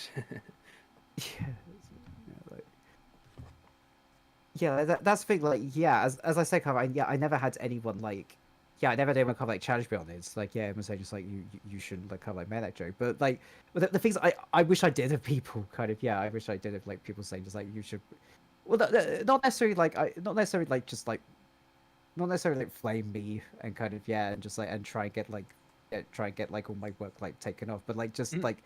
There should be like people just say people say kind of just like you maybe in future don't do that kind of or just so like I mean, I do feel like there's something that's been lost. I mean, not lost entirely. Like we still do constructive criticism, obviously, but I feel like people are much much nicer with it. Like, people don't really want to just criticize everything they see that they could criticize anymore. In ways, in the old days, were way too pedantic with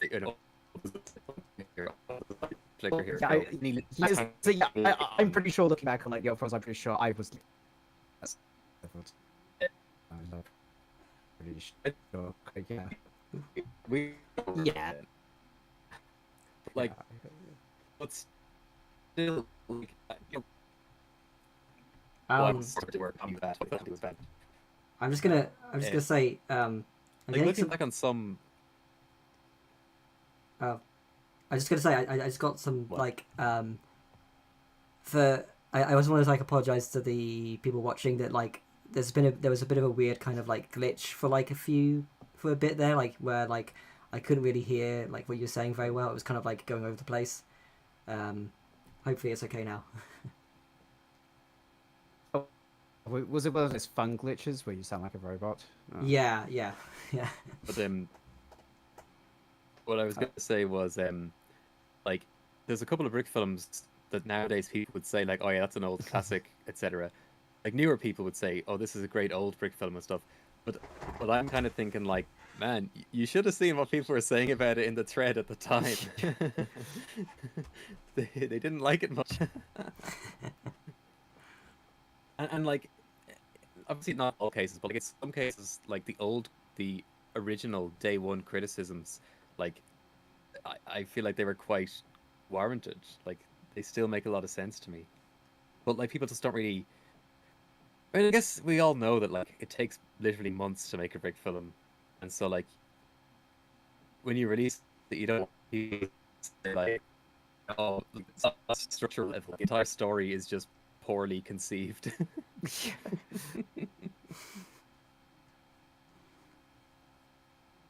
Yeah, no, like I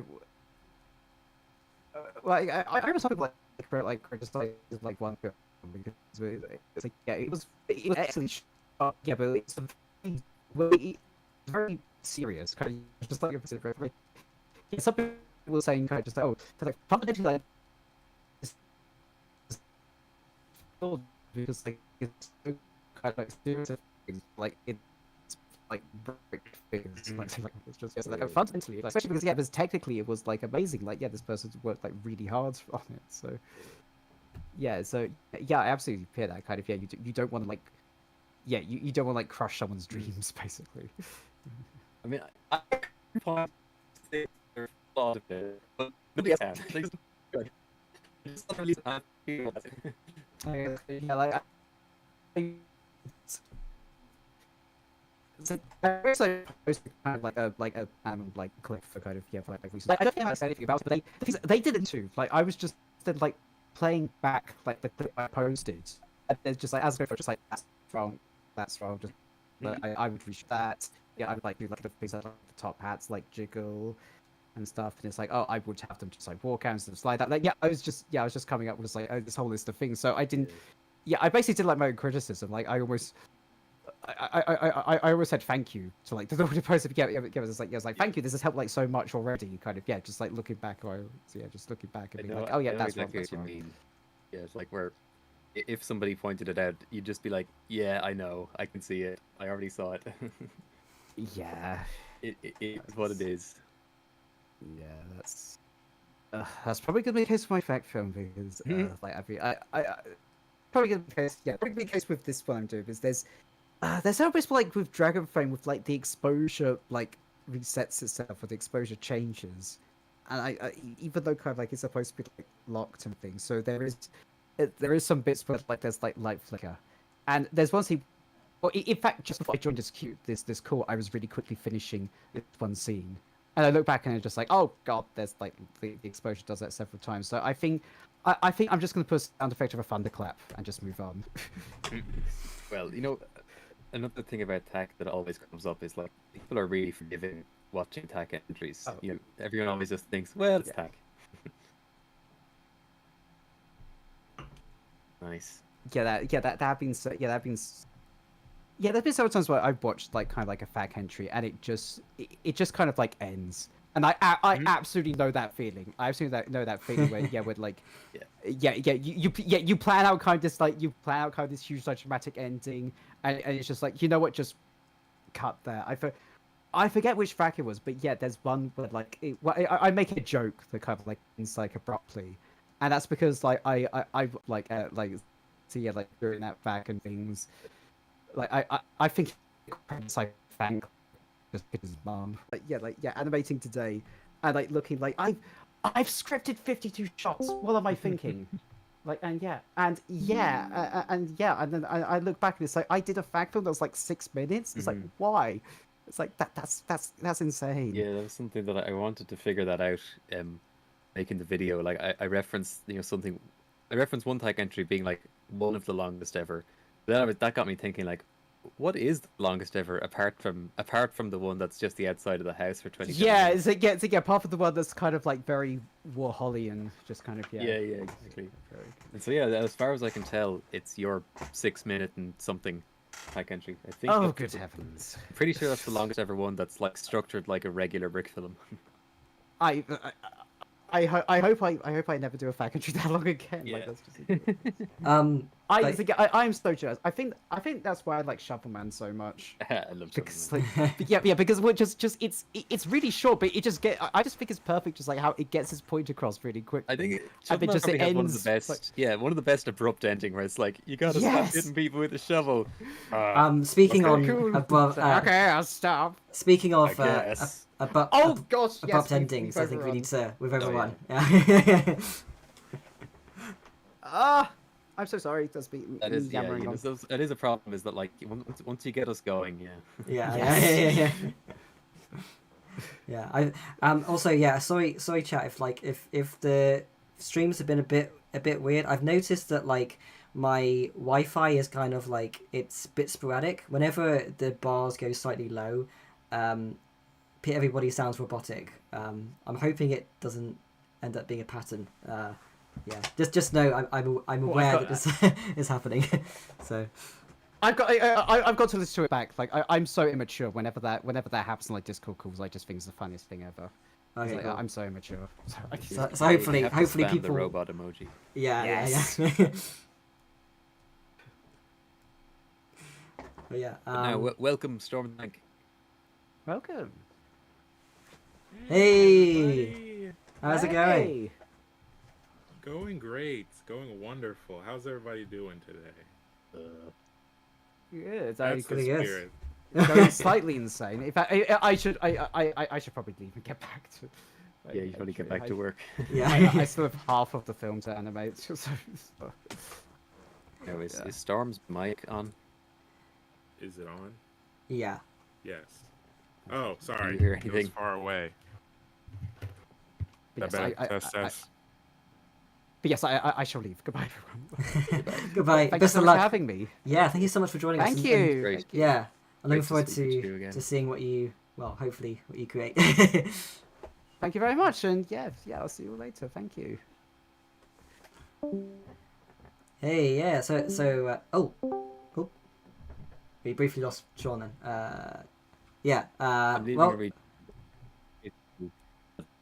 a do you hear Storm? Because I don't. Can you hear me okay? Am I good? I can hear you. Yeah. Hello. Okay, I hear you now, Okay. and I see you as well. That's great. I see you too. Where's his... Yeah. Yeah. Welcome.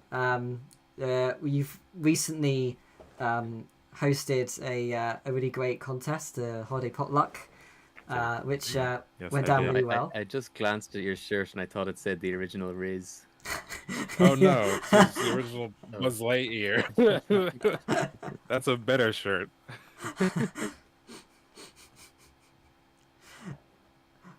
But yeah, yeah. So yeah, really enjoyed all the entries from But that. Holly It was- Potluck turned out good. Yes, it was wonderful. Really, I was surprised. I wouldn't say a lot more than I expected. It was like around the number that I expected, around the Yeah. 20-25 mark. I really enjoyed the format of watching everything together.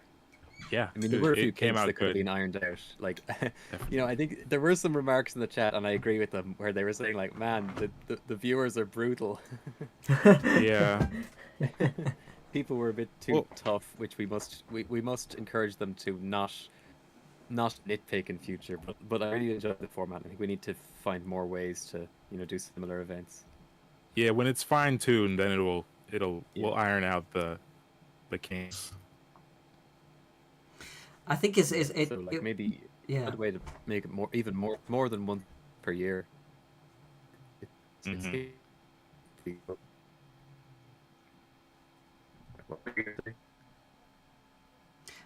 Yeah, I think that like it's really nice like that obviously yeah, I feel like there's probably just ways we can iron out a little bit with the like the kind of watch party things, but like it is generally really nice when people are reacting like positively to something. Like for the first Oh, yeah, time, like I of course. really I really enjoyed watching that Home Alone, the 2-minute Home Alone Yeah. brick film, like and like the reactions to that was really fun. I actually did. Yeah, I did ask. What was I gonna say? I lost. I can't remember what I was gonna say.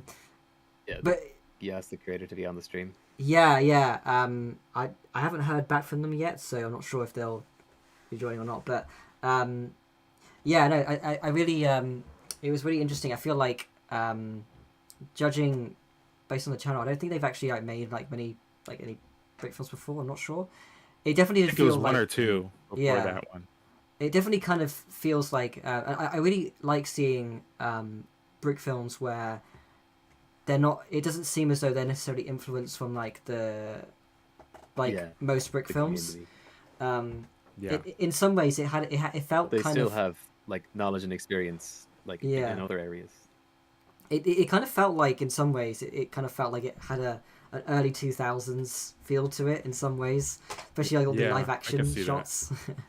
Oh yeah, it was a bit reminiscent of Taco Trouble with the like outdoor shooting and like the cars driving and stuff. Yeah.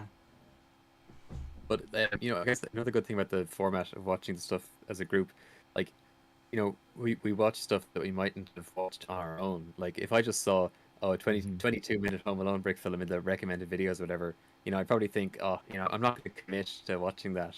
But seeing it in the playlist, and we were all like, oh wow, this is actually really good. You know, I'm glad I saw this now. Well, can we reveal that for?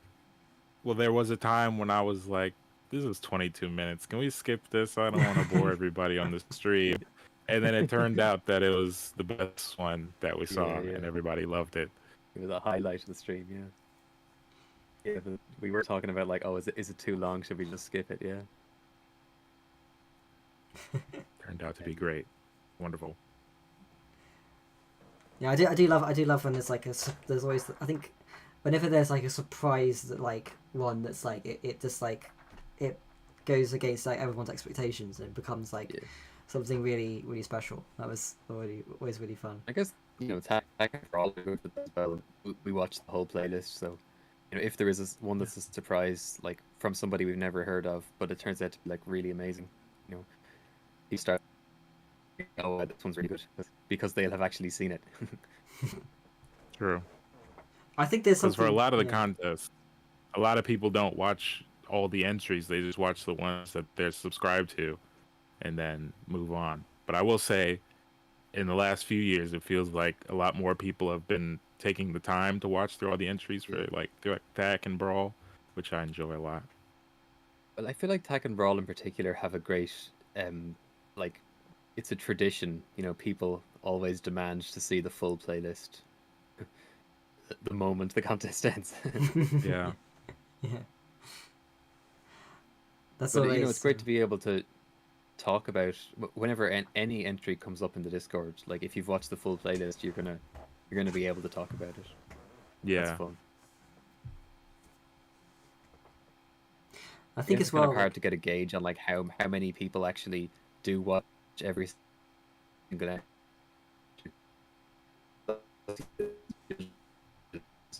You know, we do like group watches with your channel. Or other, I'm pretty sure entrants like to watch every entry. Yeah, I think so. Just to see how far they might rank up in the Yeah, for sure. numbers. See what they're up against. I mean, I know whenever I entered, you know, it was always a tradition that me and my brother would watch the full playlist.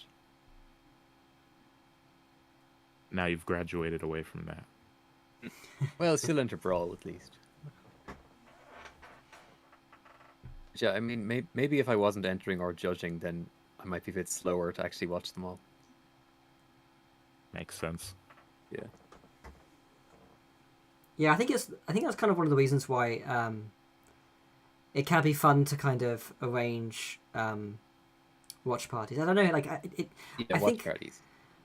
especially for like the shorter ones, like I guess like summer contests and things like that. Just because I think like with Stack and Brawl, there's always a little bit more attention given to them because of the kind of like event of it. I feel like people, even though they're big like playlists, people are more likely going to watch them, I think. Whereas like I think that I was summer, going to say that, yeah. yeah. It feels like people are more likely to watch 150 tech entries rather than like 20 or 30 something summer contests. Yeah. Yeah. Yeah, because I think like there's something about that. I think that with terms of I think that with the summer contests, like, I think it'd be good if to do something like that. Yeah, I don't know. I think like in general, kind of, even just watching, brick films that like are just like that have just come out, kind of doing like a, brick films of the week kind of watch party type thing. Like I don't know, something like that. Yeah. So that's the thing that when in doing the holiday potluck stream, I did get that feeling of like, even with just a small number of people on the call, like it feels like an event that people are actually like plugged into, and then the people can can talk about the shared experience and stuff that they've all now all of them have seen. Like, I don't know, it felt like more special than just Brickfilms get released and people watch them and people comment on them. Like, yeah. Yeah, because I feel like it would be weird if just like at the end of the month we just have like, hey, these are some of the brick films you may have missed, and let's watch them. Whereas if there's a theme, an ongoing theme that goes between them, that's more, I guess, cohesive or interesting, I guess. I mean, monthly might be a bit too much. Like, it would start to feel less like a big special event. But Yeah. certainly one concept that I've had in my mind is to get a bunch of like brand new releases, and a lot of them being kept secret, and then do like a live premiere of loads of different people's new brick film. Yeah. That could be interesting. It would be really cool if people started to get hyped, like, oh my god, this person a brick film in the event. Kind of, I've had this idea in mind. It's based on speedrun unhorde projects, where like a bunch of people, get new speedrun records in secret, and then they do this like big group event where they all share their new times, new runs. And like everyone's in the call being super hyped, like, oh my god, this person's in the project. And they like, what's the new time gonna be? This is crazy. Yeah. Oh, I wanted to highlight a really nice comment in the chat. It was posted a while ago, but Lego Eddie says, "Been looking forward to the vibe of this live stream for a year." Oh wow, it's nice to know that people are tuned into the annual TAC live stream. Yeah. It is a vibe, that's for sure. Absolutely. That's the great thing about TAC is, like, I guess if you can build up a tradition and like keep it going for a few years, like people do notice that, people do pay attention. Yeah, I gotta say, TAC being so much bigger than any other contest, like, because other contests don't have the same name and team every time, so they don't build up the same juice over the years. I do really like the kind of the push that we've made in recent years. I think also I mentioned it. I think we mentioned it in the Lego in the THAC history video. The kind of push to kind of like promote things on like YouTube and have more of like the visual side of things and make it kind of a multimedia event in a way. Like, and I think there's something really fun about the idea that like it's always active. It's always busy. Like there's always multiple people doing like live streams, and obviously doing the announcement videos. It's always funny. Like I mentioned this this time that like because you do the premiere, it's always having the countdown. It's always like slightly later than when the thread's actually posted. 2 minutes late. Yeah, and I was like we were on the THAC like we were watching a countdown on the voice chat on the general on the Bricks in Motion Discord, and I was like, anyone who's seen this thread, don't spoil it. Yeah, it was fun. Yeah, there's always a really special vibe in the Discord around TAC. Like, the TAC channel goes so fast. You can barely keep up with all the questions that get asked. Like, somebody asks, is this okay for the mod element? And you're trying to type out, yeah, that looks good. But by the time you've hit enter, somebody else has posted a different one. Is this okay for the mod element? That's just how you know that the event's going well. Yeah, that everybody exactly. That's how you know it's hype, working constantly.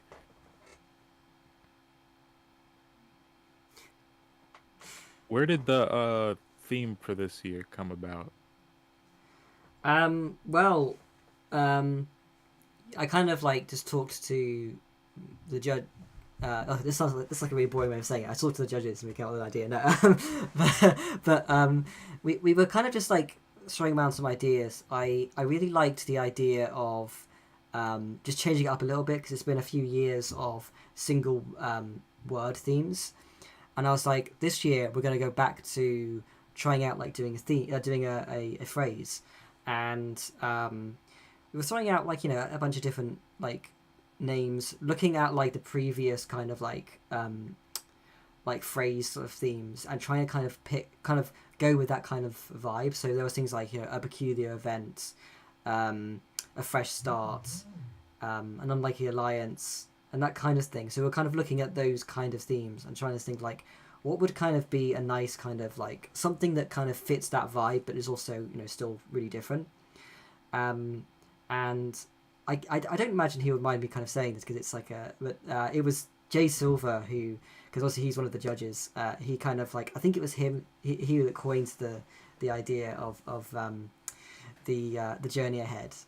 And I think at the moment he said that, I was like, yeah, that sounds like a really, really good theme. Like, I think we kind of knew at that point that that's the theme, and it just feels like a really good, like, it feels like a perfect kind of like theme to kind of go with like the previous ones we've done.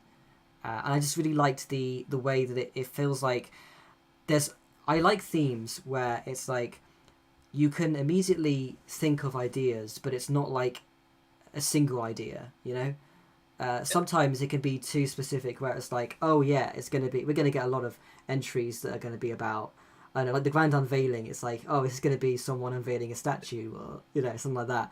I think that's our favorite example to rag on. Yeah, and what I really liked about this one was just like, yeah, I mean, people, I feel like we're probably going to get some Johnny Thunder Brickfilms because we always do. That would fit perfectly with the theme.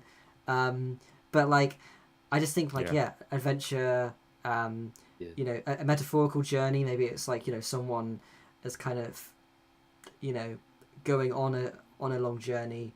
I like the idea of it being a journey ahead. It kind of implies that like it's the start of a journey. I think that Jay pointed out something which I thought was quite interesting, is that like how it will have to make people think about how can you have a journey on like one set, because generally speaking, back entries are quite often like one set Brickfilms, so it's like it gives people another thing to think about. Yeah, that is interesting. So yeah, big shout out to Jay Silver for that. Yeah, big shout out. And of course, I have to point out that Jay Silver came up with the theme for Tech 3, so it's kind of cool that he's still around behind the scenes and like helping out with the themes and stuff.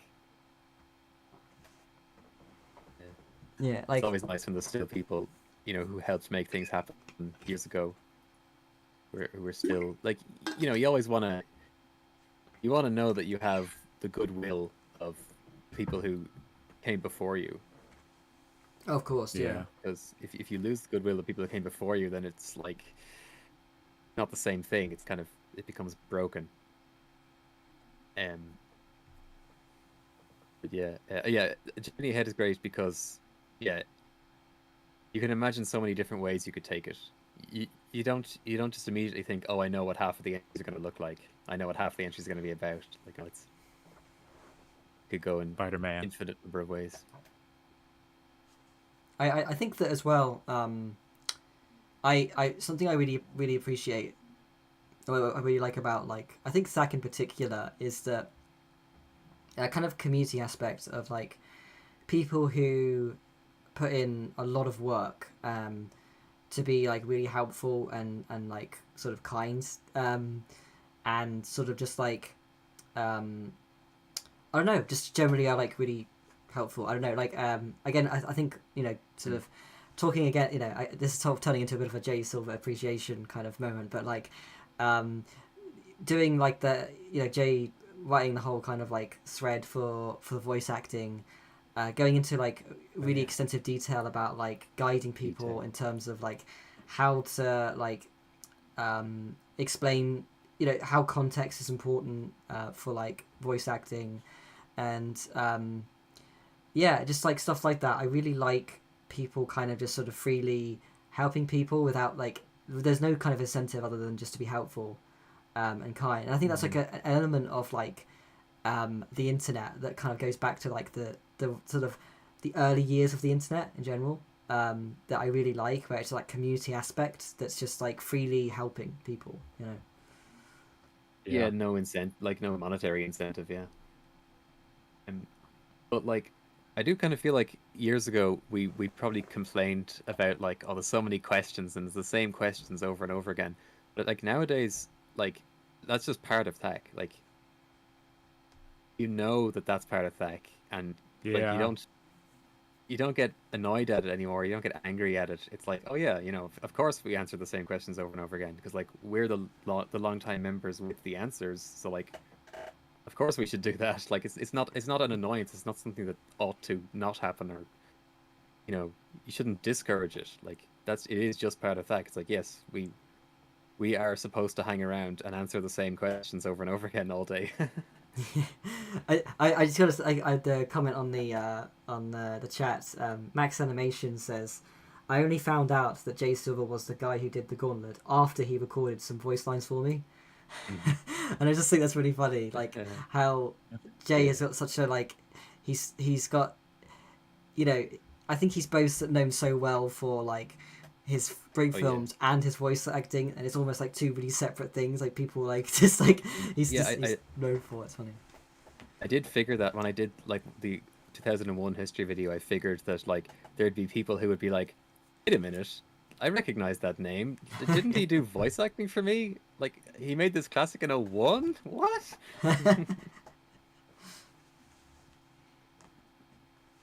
Well, that's good. It's always good to see the like long time members that are still hanging around and still making their way through the community still and still helping where they can, because it's been around for a long time, and it's good that there's still vibrancy in the community and that we're still getting new people every year who's asking, hey, what's a mod element, what do I do?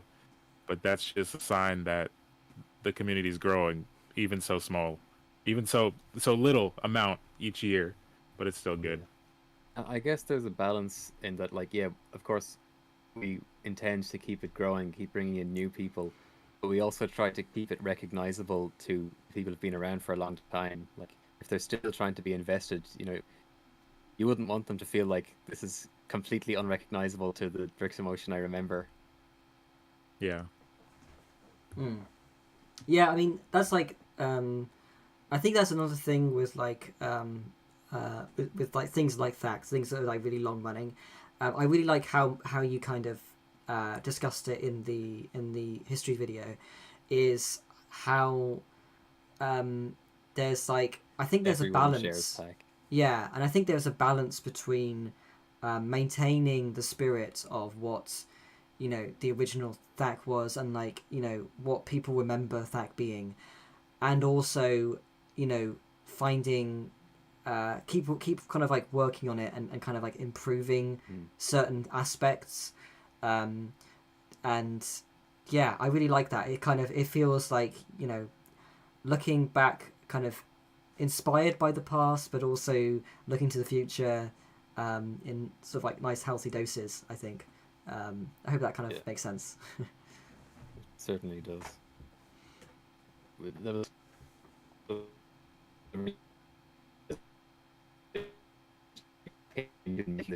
Wow, I like the video a lot better. I like it a lot better than the other history videos because it's actually about something that's continuing in the present. Yeah. It's not just looking to the past and that's it. You know, like I don't really like the idea of being like, oh, look at this great thing from the past. Wasn't all this stuff in the past great? And that's it. Like that's, you know, I really did kind of averse enjoy. I really did enjoy the Thak video. It was very well made. One of the thoughts that I had during it was like, oh, it's over already? Because in my mind, I'm used to all these very, very long history videos that are like, and in 2022, the winner was, and I'm like, wow, the whole history. But then you just ended at some point, and I was like, oh, well, I guess that just means in the future there's gonna be another video, part 2. But well, you know, behind the scenes we have started talking like maybe we should do a Brawl video, maybe much shorter than the Thak video, because the Thak video covers like a lot of the general history, like formation of bricks in motion and stuff. Obviously, I wouldn't just redo a bunch of stuff, but like, yeah, people were asking, is there gonna be a Brawl history video? And I was saying like, I don't think Brawl has the same lore. Like, it doesn't have as much like that I research a nice history video. But then it's like, well, that just makes my life easier, doesn't it? I can make a shorter video. Yeah. And I think that there's some stuff to cover. I mean, well, obviously there's 15 years worth of history there, so I'd like to think that there's something. Very But true. it's certainly we're thinking about it.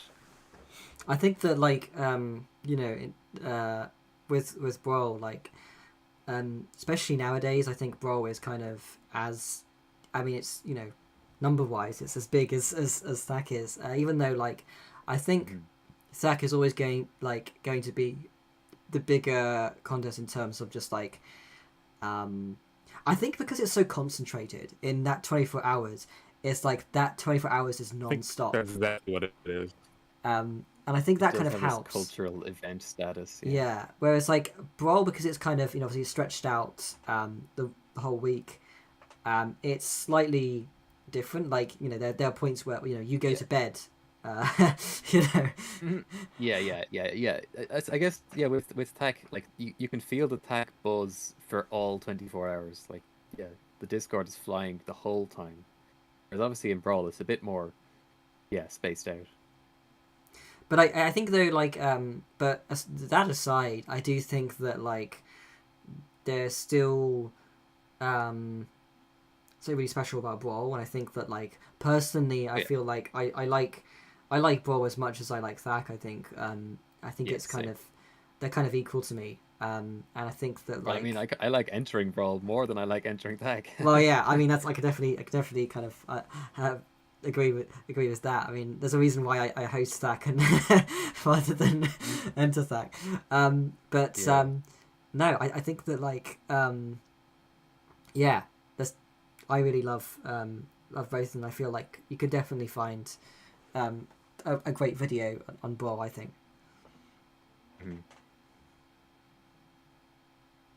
But again, actually, the one concern I have is that like there's a few like strange moments in the history of Brawl and in the history of Thack as well. But like, I don't really want to cover stuff without actually having the input from the hosts from the time. Like, I don't want it to seem like I'm digging up old dirt. Like, I don't want it to be like an exposed video or a drama video. I want, if I'm going to cover anything dodgy, I want the person to be on the call and just sort of be laughing about it now. Just sort of be like, isn't it funny? Like, we did this stuff when we were like 14 and we messed up the contests, but oh well. Like, it's just funny, and like it forged ahead. Like, I want them to have that level of input, so it doesn't feel like, it would feel like kind of a bad thing to do to drag up, like, oh, and then when this person was 14, they completely messed it all up. Yeah, it's funny. I think like with that you did a good job, I think, with that video of like making it seem funny. Things like the being asleep for the announcement time, and like taking several hours to show up. It's funny, like that's something that generally people would get really stressed out about, like at the time. But like looking back at it, it's something to laugh at. It's just funny, like that happens. Not like a terrible thing. I did like that it had the Nathan Wells Thack 3 documentary, and even in that video, he's basically saying, oh, it's funny that everyone's freaking out that it's not posted yet. And he's saying like, oh, 2 films is trash, everyone calling Dave West to the chat. Like, even at the time, he was just sort of like, it's funny, yeah.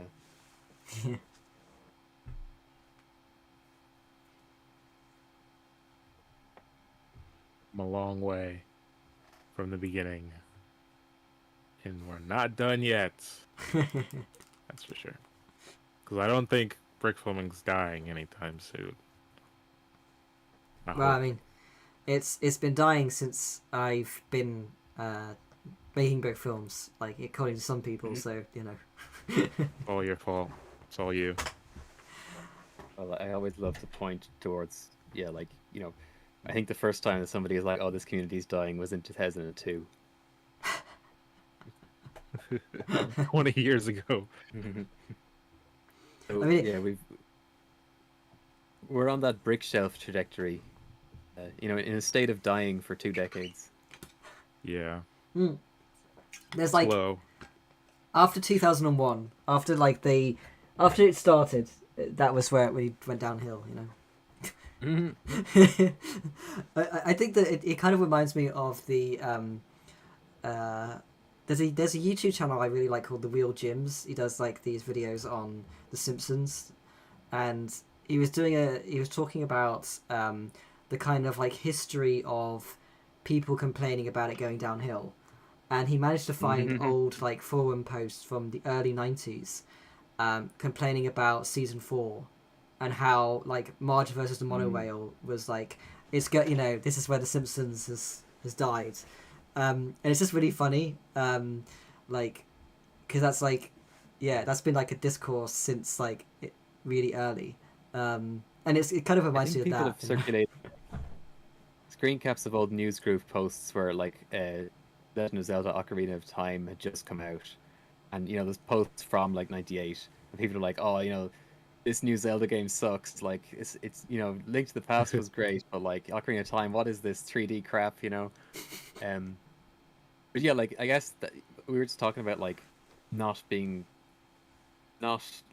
revering the past, and I guess that's probably kind of like, you know, seeing things like that is what makes us think like it's not the right track to be on. Because whenever people are like, "Oh, Brickfilms dying," it always just comes down to where's all the stuff that I remember from a couple of years ago. Yeah. Yeah. Yeah. Yeah, I mean that's the thing is like It's you funny. know, a particularly when it comes to things on the internet, the ecosystem of just like the way things work, like it rapidly changes and it's always rapidly changing. I think that like you have to kind of accept that. Like, I think the stuff that we're seeing now is not going to be the same to like the stuff we're going to see in a few years. Like, and that's fine. You know, that's like it always changes. And I mean, again, without kind of like name dropping. Certainly, one of my major hopes with the history videos, like. No. You go first. Oh yeah, I was just gonna say that without name dropping, I remember I saw a video a while back of someone saying that like the reasons why brick filming is dying, and it kind of cited like a couple of things, and it was like this thing happened in like 2015, and then this person stopped brick filming, and now there's like no one making brick films, and it was. It was just very clearly kind of I like remember one of those. Yeah. One of those that was so funny because like it was talking about people who've like never even really interacted with Bricks in Motion or anything like that, and to us it was like, who are these people? Like, who are you talking about? Like, how is brick filming dying if this person we've never heard of stopped brick filming X number of years ago? It's like window into another world, I suppose. Yeah, my hope with like the history videos is that like I hope that people continue to see them year after year after year and sort of get caught up and understand like the lore and the long running trends and things that have happened. And it would be nice if people are familiar with some of the older names who've dropped off, but to just sort of so that can continue to inform the years going forward. Yeah. Like because the videos do that for me for sure. Because growing up, I was not as into the brick film community as everybody else. I watched brick films, but I wasn't on the forums or anything. I wasn't entering contests because I found out about Bricks in Motion like 2007, and I was like, "What is this? I don't understand forums. I'm gonna go back to YouTube and watch Forest Fire and Keshin." And then I just watched videos, and I'm like, I'm gonna make my own. But then I was like, this isn't as good as theirs. I'm not gonna upload it. So then they just get deleted off the computer, and now I wish I had those to look back on. But now I see the videos and I see the trends and all the different people that came in and out of the community. And it's really interesting to me to be a part of it now and to be able to see how it started, really. Yeah. And I guess Bricks Motion is sort of playing the long game in that it still tries to maintain space for adults, in that it's like, there's always going to be people who, if they continue to age, which people tend to do, it might take them some time, but eventually they'll be ready to be more integrated in Bricks Motion, I suppose. It's the place where if you're going to stick around, you kind of have to end up there in the end. Yeah.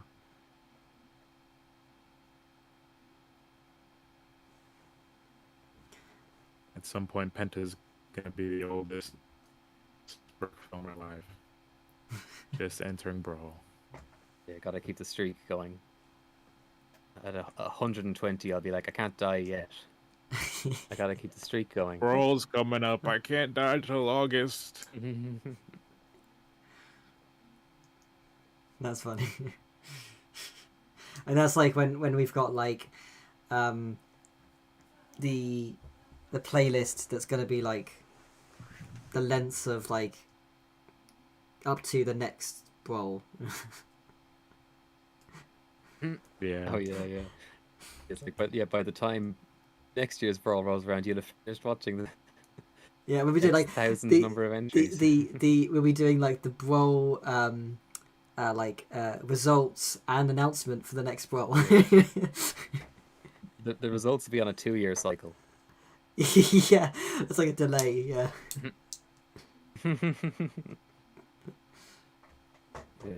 The Brawl announcement to be like, all right, the first thing we have to announce is the winner from 2 years ago is.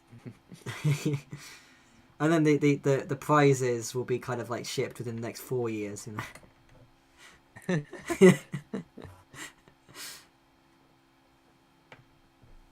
man, it's kind of crazy. I had a streak for a while of and Brawl kind of being in the top 10. I think it was from like 2018 to 2022. And I think like trying to maintain that is going to be like way harder now because of like just like how many, not only the number of entries, but obviously like the kind of consistent quality of like that we receive. Now it's insane. Yeah. It's kind of... Yeah, like I feel like, if you were consistently entering and you were like, really good, like obviously if you're Twickerbrick, let's say for example, as long as Twickerbrick entered Brawl in those years that they were entering, because they were that good, that they were always going to be top 10. Like there weren't that many entries competing on that level. Obviously there's a lot of good entries, but not on that level. But like nowadays, I don't think you could ever predict like, oh yeah, I'm sure I'm going to land top 10. Yeah, I think that like I got my first place entry when I could, and like now I don't know. It's now or never. Yeah, that clearly must have been my. It's even hard to thought. gauge sometimes. It's hard to gauge sometimes where you would rank because a lot of the times, it's either what you think should rank is different from what the judges think should rank, or you think yourself so low and then you rank. Well, I feel like I always have an impossible time judging stuff that I've made myself. Like, yeah, I always think, I look at my own entry and I'm like, I think it's pretty good. Like maybe it'll be top 10. I mean, I'd be happy to just rank it all, but and the same thing with the tech history video. I was like, showing the tech history video to a couple of staff, and I was like hoping, because I've been editing it, like I was too close to it, like it was all too familiar to me. So I was like, I have no idea if this is actually entertaining, if it's actually watchable, like, or if it's just completely boring and like just people tune out. Like it was just impossible for me to tell if there was any value to it. You got to get another set of eyes on these things. These videos are too long and too important to the community for only you to be working on it. Well, Only I could make them. Your mind is a maze Yeah, made of blocks. That's the problem, all right. I think that I've there sort is. of- I've made. Yeah, you get. Yeah, I've built myself up to be in this position where, like, yeah, I have this sort of web of spiritual knowledge that you couldn't untangle. I think that like there is a authenticity that you can't kind of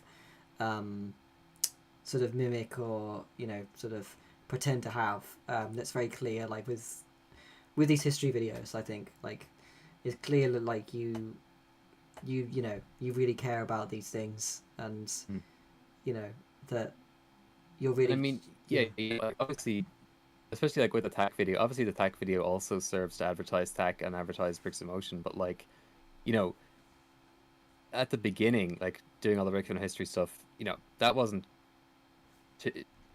trying to hype up anything else. I was just like, oh, I just want to, So like, yeah, so it originates from a place of just wanting to do it, just wanting to figure stuff out and record it just for the sake of it. And yeah, I think you're right in that, like, yeah, you could tell if it was like for just trying to claim something else out of it. So actually, kind of like related to this, Hamrachon Productions, Pictures says, I have that problem with trying to make my brick films understandable. I always understand them as I created them, but I don't know whether I make it so that other people can. And I think that like And I think I think that like in that kind of like situation, I think it's really important to like try and get other eyes on it, and I think that there is something, at its best, I think the community, the Brickfilm community is like that kind of collaborative side of things, like I was talking about earlier, where like you're sharing each other's stuff. Because I mean, like, so much of like, I wouldn't be anywhere without like, like the sort of support of other people, like giving me this really like, the skills that I could not kind of put a price on. Like the amount that I kind of learned from like the community is like so much more than I did at university, like in film school. Like, I think one thing that we all run into at some point is, we get worried. We think like, oh, I understand everything I've made, but will anyone else understand it? And then you end up like over explaining it. You put too much emphasis on trying to make people understand it, like to the point where if you showed it to somebody, you showed it to somebody the way you had it the first time, they'd be like, yeah, I get it, like I can understand it, like, yeah, it's fine. You don't need to over explain it. Like I'm in the process of creating this like feature, the feature length Abman film, so the Abman movie, which is going to be like, it might be like an hour and a half long. I don't think I've actually said this like on stream or anything before, so yeah, I guess like a spoilers. Yeah, and yeah, I feel like there's so much that I'm wanting to kind of say. Like, there's these themes, there's like trying to kind of like wrap up these stories that these characters' journeys that I've been kind of developing since I was 15, which is kind of crazy to think about, and also just kind of like have like some good, kind of like, I don't know, I guess sort of social commentary to some degree, but it's like all of this stuff is kind of like, would it go over people's heads, or is it like too much on the nose? And it's like it's so hard to know, when you're kind of making these things by yourself. And that's tricky, all right, because you don't want it to jump out at people. Yeah, and you also don't want it to be vague. So James Cawood is about to join us, and I'm just anticipating that now. It said, forgive me for any awkward entrances then. So that's the hello. Hello. Wow, it's been a very long time since I used Discord. Sorry. Hello, Zach. Good evening. Hello, I think hello. I think we Hello, had a bit of hello. a teaser, but am I right in thinking that you're not alone? Unfortunately, Penta, I hate to spoil the excitement, but BP messaged me a few days ago saying he got a job on a film gig and wasn't going to be able to do THAC this year, Oh, which means I'm not doing Ooh. THAC because obviously I don't have an animation desk because I am on the other side of the continent. I mean, of the world. I'm not even on the right continent. So I'm just here to talk about THAC, it would seem. I'm very sorry. You've Ooh, having traveled. a real job. You've traveled all this way, and yet still we're doing video calls. It's interesting. I know. It's true. I must be very close to you. I must be closer to you than Penta is to you, geographically, not Yeah, to actually, dox that's true. anyone. Are you just But like? Are you next door? Are you like? Are you gonna like sort of like suddenly be like outside my window, like, you know, after this end of the stream, you know? probably not with how train strikes and everything is going right now in the Fair. UK, but But yeah, yeah. actually, I was talking with Edbound because me and Edbound are both doing videos for Lego at the moment, and like Edbound is saying like, "Oh yeah, I'm gonna be brick filming over the weekend, but I'm not entering TAC," and I was like, "What do you mean? Like, if you're gonna be brick filming, just enter it into TAC. Like, who cares?" But he was like, "No, I've got to finish the video for Lego by Monday," and I was like, "Oh, of course, like can't enter that into TAC." So, Pain and suffering. Yeah, something so always yeah, gets in the way. I'm the same where it's like I wouldn't enter TAC now because I have to make this video. So like if I enter TAC now, then I wouldn't want to brick film for the next week or two, but I'll start actually working on working on a real project. But I mean, aren't you a like masterpiece magnum opus like documentaries kind of real projects? Well, yeah, I guess that's at least I have that to my name for this TAC season. Why aren't you entering? Is it because you're a judge? Well, yeah, I mean, I think every year I consider entering, but then it's always like it would be so much easier to just judge instead. Like every year you consider entering, and then every year I ask you to be a judge. Yeah, exactly. Yeah, once I get the request, I'm like, yeah, I'm gonna say yeah. That's no fun, man. Although I will say, with the model that you guys are doing these days, it might as well be a whole challenge in of itself to have to grade all those films within 2 weeks. Especially with how many entries, like Yeah, the contest has grown to receiving. I mean certainly. Well, we're gonna do 3 weeks this year, but yeah, like would it been Oh, 2 weeks okay. last year? Yeah, like it was tough, and it was right down to the wire. Like practically right before the results stream, we're still finalizing the results. But like, Yeah. at least you could sleep between each day. I But think that is the whole appeal of that. You Yeah, you can't complain about the structure of, like not sleeping. That's part of the appeal. there was a kind of I thing. suppose. There was a feeling of like we've hit the very like kind of yeah. precipice of like what we're It was able to clearly do. the last one we could actually do in 2 weeks If feasibly. we give us another 10 Really true. entries, and we would be like, we'd die. So I think like we were. I think as well there is this element of it where I'm just thinking like we want to make sure that um so with the lineup of judges that we had last year, it just so happened that like we were all able to do it. I don't want to guarantee that like every lineup is going to be able to do that. So it's like, yeah, like that's kind of one of my also another thing of my thinking. I'm thinking like, yeah, maybe 3 weeks just to be safe, you know. And like I said, I think I'm glad it was mentioned in the THAC video, because it kind of like it can Yeah. it's announced, but it's like it's it's like I don't know. I feel like because it's in this video that everyone's like really likes, and it's sort of like celebrated. It's like, oh, at least I kind of revealed this thing in a way. It was like, people aren't gonna mind too much. Like I don't know. Yeah, it's not going to be a surprise. People are going to be demanding the results because they know we already said 23 weeks. But yeah, I have been thinking for a couple of years that like the one thing that I'd like to do that would make me enter TAC again would be to like actually go visit somebody else, and like spend the weekend making the tech entry with somebody just for the, just for the novelty of it, just because it's something I've never done before. And I feel like if you're making it with somebody else, then that's enough of a novelty, like on its own. You don't have to try to actually place. Yeah, I mean, to be honest, me personally, I never tried to place.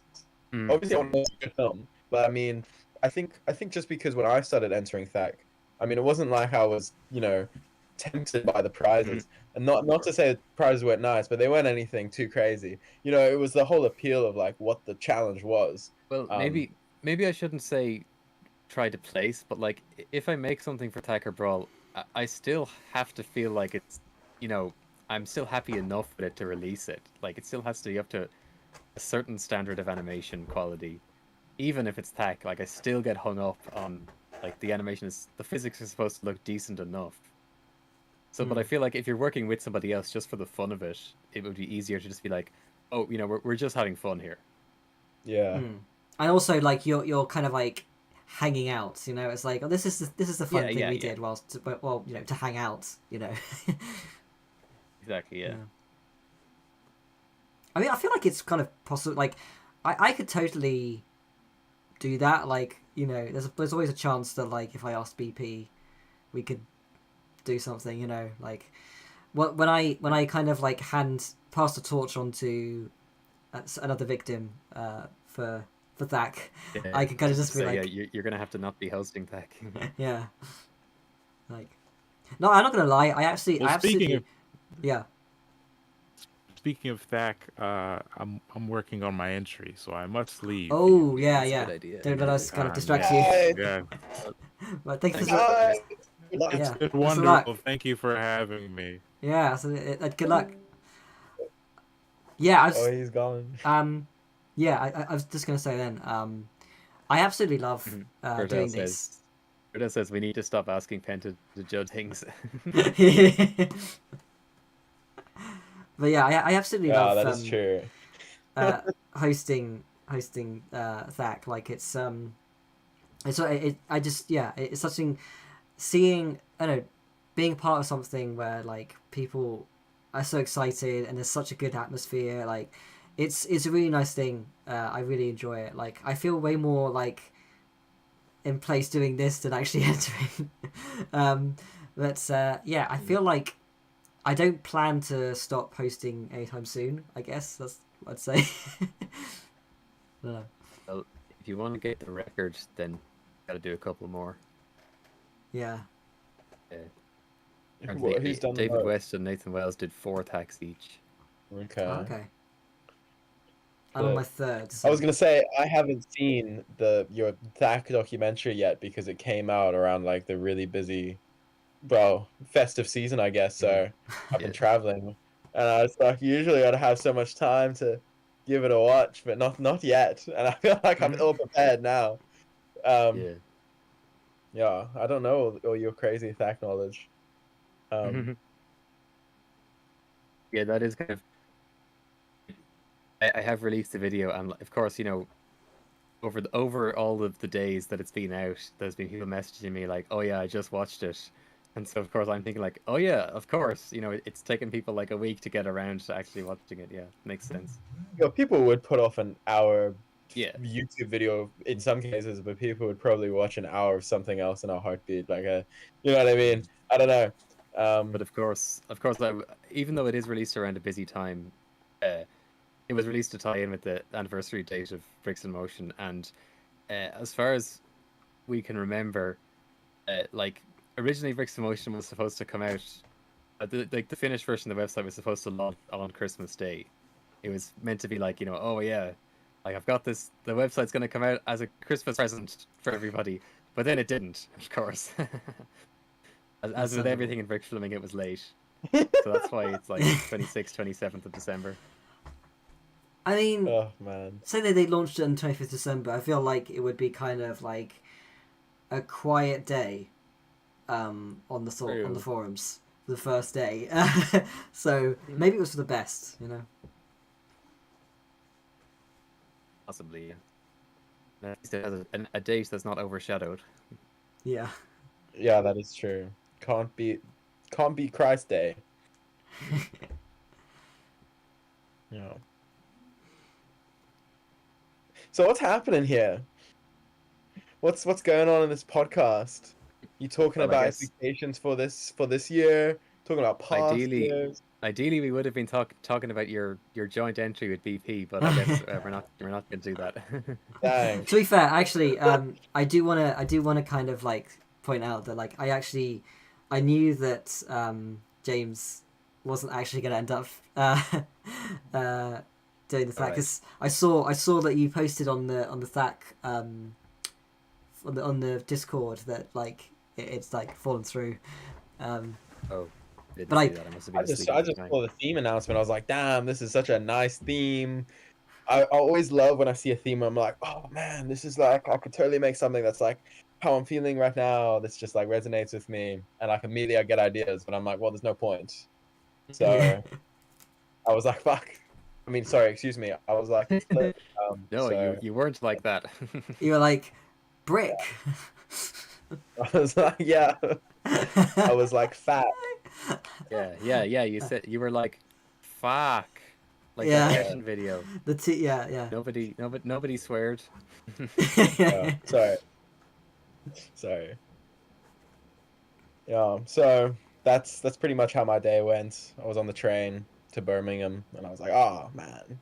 So, but that being said, I've been traveling the last few days, so even if I was to do it with BP, I probably would have been super freaking tired. Um, mm-mm-mm.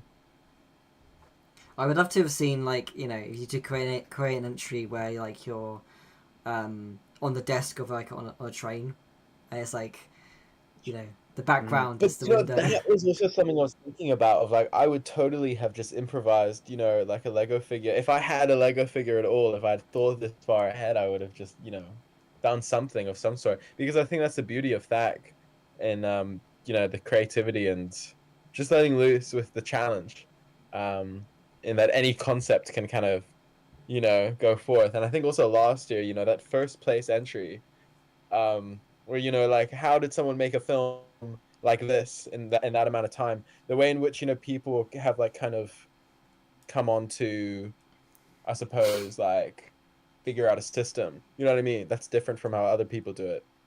I was just freaking THAC is such a cool contest. I love Brawl too, but THAC is just, it's insane. It's the adrenaline rush, like, Yeah. let me get the Red Bull, let me get the monster. Yeah, I'm pretty sure that Aeronomad said that like he built the set last. And the set was made like a bunch of pieces sort of connected together, but he could just sort of rearrange them to make all the different sets, like all the different areas in the same location. So it looked like, it looked like he had all of these sets, but it was basically just one set rearranged all the time, which is really clever. That is quite smart, man. Yeah, I mean, there was a serious Even so, like, we kind of just assumed it was all pre-built anyway, but like to even make a 3-minute TAC entry, like, is unbelievable. It's like it's a funny Yeah. thing, isn't it? Where an entry is so good, and there's like the scale is so amazing that you think that some of it's been done before, like, and it becomes less impressive to your mind because you think, oh yeah, obviously that was done before, and then you realize that like no, it was all done in that time. It's like, yeah, well that one was so good that even with us assuming it was pre-built, like, it was still impressive because of like just a good the set. cinematography and the animation and everything. And that's the thing, like, I think that, like, even if something is pre-built, being able to kind of, like, actually shoot in that, like, location and make it look good, like, that's, and that's obviously all done, in the time span of THAC, so, It still has to be. There was a conversation there in the Discord recently where somebody was saying, like, that the TAC winners are crazy long and stuff, and I decided to post all of the lengths of all of the winners, and like almost all of them are just like 1 minute and something, like 1 minute 20 seconds, 1 minute 30 seconds. So like, Unwavering Dedication was this weird outlier as like it's absolutely bananas that he made this. Mm. But I guess also maybe some of the other high-ranking ones from 2023 were also long enough, like Peer into the Eye. Mm. It does feel like people have started to push the runtime, but Yeah. I think that it's not something people should aim for or think that they need to do. Yeah. Also, Yeah, like, but that is also a fun challenge and Yeah.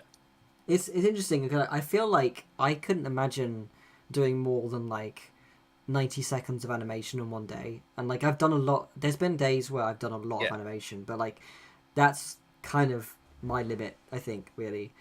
And you know, I just think, you know, it Especially as comes, the animation standard has gotten better. yeah. Like I did a 3-minute Benny and Leave with that before, which is about the extent. Like, that was about all the animation instantly do in 4 hours. But like the animation in that is pretty basic. I mean, it's like okay, but like it's not that great. Whereas nowadays, like it takes me longer to just make a few seconds of animation, and I kind of want to only release animation if I put some effort into it. Hmm. I mean, that's the thing as well. Like with, I'm really curious about something. yeah. What's that? Sorry. Well, I know, William, you can go. It's Oh, kind of like it's on the topic of what you're talking about, Hunter, but it's also like a total offshoot. So you go ahead, William. Thank you. Bless you.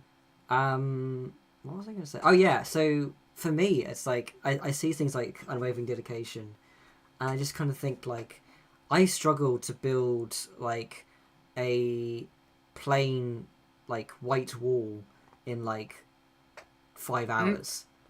So like how you I know know that feeling. Gotta find the breaks to make sure. Like even with sorted Lego now, like building a set, I'm still like, oh, I gotta go to where all the inverted slopes are just to get the 2 slopes I need for this set. You know, like building it feels like a massive hurdle to me. and there's never like when I'm building sets, like there's never like a point where like I've completed the set and that's I'm gonna leave it. There's always something that like I'll design something and I'll be like, no, that's not actually working for this shot. I need to kind of like rebuild it and rethink how I did it. Like that happens every time. And yeah. And it's like another 2 hours. But yeah, what was the tangent you were going to go yeah. on? Oh right, sorry. No, I'm just curious because I've kind of felt this way for a while, just about animation generally. But with Thack, of course, it's you gotta like keep up with doing something as fast as possible, but also having that quality. So what you're talking about, Penta, of the fact that as you get better as a brick filmer, you obviously take longer. Yeah. Just inevitably because you have a higher standard and quality takes time. Well, But I swear. Okay, this is what I wanted to ask you guys. I swear that, over the years, the quality for animation has obviously risen in terms of like the standard for entry-level brick filmers and just people across the board from like maybe 10, 20 years ago. You know what I mean? Like I don't know how this, like, I don't know if there's just more resources available or people kind of figure out more techniques or something, but it's always been really interesting to me because, well, I don't know. Is it just me who like feels this way that people are like generally across the board, like the average beginner brick filmer is just getting better and better and better? Yeah, You know what I mean? for sure. Yeah, better animation standard, and also it seems like the average brick filmer can do that good animation fast. That's what I'm so Takes me curious about. long. Like especially Edbound, I feel has just, or at least when he was doing like those weekly uploads, like gained this kind of way to like mass produce these like incredibly expressive and just well animated shorts. Like, and then of course, a lot of people have kind of incorporated that style into their own style of animation. But what the hell? But we were talking earlier about how like we're always sort of offering advice for tech, but at the same time, we don't follow our own advice. Like I get hung up trying to make the animation look the way I want, but at the same time, I'm in the Discord. I'm basically telling people like the animation quality doesn't need to be that good for tech. It can just be serviceable as long as it serves the story. it's more important to just tell the story in tech. Like if you're gonna like drop the quality of something, it really ought to be the animation, because that's the most time consuming part. And also at the end of the day, like it can often not be make or break. You know, like if you watch Unwavering Dedication, like Unwavering Dedication it's all shot amazingly, but the animation is serviceable. You know, it's not like mind blowing. It does what it needs to do. Like if you really just watch just the animation quality on its own, like it's normal, you know. And that was obviously a good decision. Yeah, that's the thing. I feel like when you have like really beautiful cinematography, and like really great lighting. Yeah, people just like... kind of perceive the animation as better. It's true. I will say that like something I really learned a lot. I think it was probably Nathan Wells that I kind of got it from looking at like behind the scenes shots of the cleaners, the way that like they built the kind of the set into like blocks, and ever since then I've actually been building these like I've got one here because I've got like a set that's like currently going on, but like so I build these, right? They're like 16 bricks and they're 2 layers, and I kind of just like I build a bunch of these. I probably build like say like 10 11 of them, and then I build over them, and then I try and keep it so that like they're separate, and then there's little corners here where I can kind of put like 2 bricks so that they're kind of attached and they're kind of connected. But then it's really easy then to kind of like move this sort of block out of the way for like camera shots, but also I can rearrange it. So for my Brawl 2021 entry, the Tracker Tracked, what I had done was I wanted to build this forest, and it was like I didn't have like a lot of space and time. So what I did was I literally just made like maybe like 7 or 8 of those blocks, made a couple of trees, plants, and like the like green bricks, and I just kept rotating it. For every shot I would just rearrange those blocks to make it seem like a kind of like expansive forest, and I feel like it actually works pretty well, like compared to what I would have done before. Like, sorry, yeah, it works great in the Tracker Tracked. Yeah. Oh, thanks. Yeah. I mean, yeah, I guess that must be one of the best pieces of advice for tech, is to try to build a set you can just sort of rotate and rearrange. Yeah. Definitely, yeah. But yeah, I think with the Brickfilm Day animation contest is where we really feel like, how are these like sometimes 13 or 14-year-olds like better animators than us? That is true. Although something on that topic, especially now because I judged this for the first year, it's really interesting how you'll watch some of those entries, and on first listen you'll be like, this is terrible, oh my gosh, what the hell, or whatever, just because the presentation of everything but the animation is just not good. And then you rewatch it and you pay attention to what they're doing, the techniques, and it's like, whoa, this is really good, this is crazy, this is very different. And that is something. So I love when someone, obviously from judging those, you'll do like 80 entries, and you see the same freaking thing over and over again, done to pretty like mediocre lengths. So when someone does something just completely different, it really stands out. And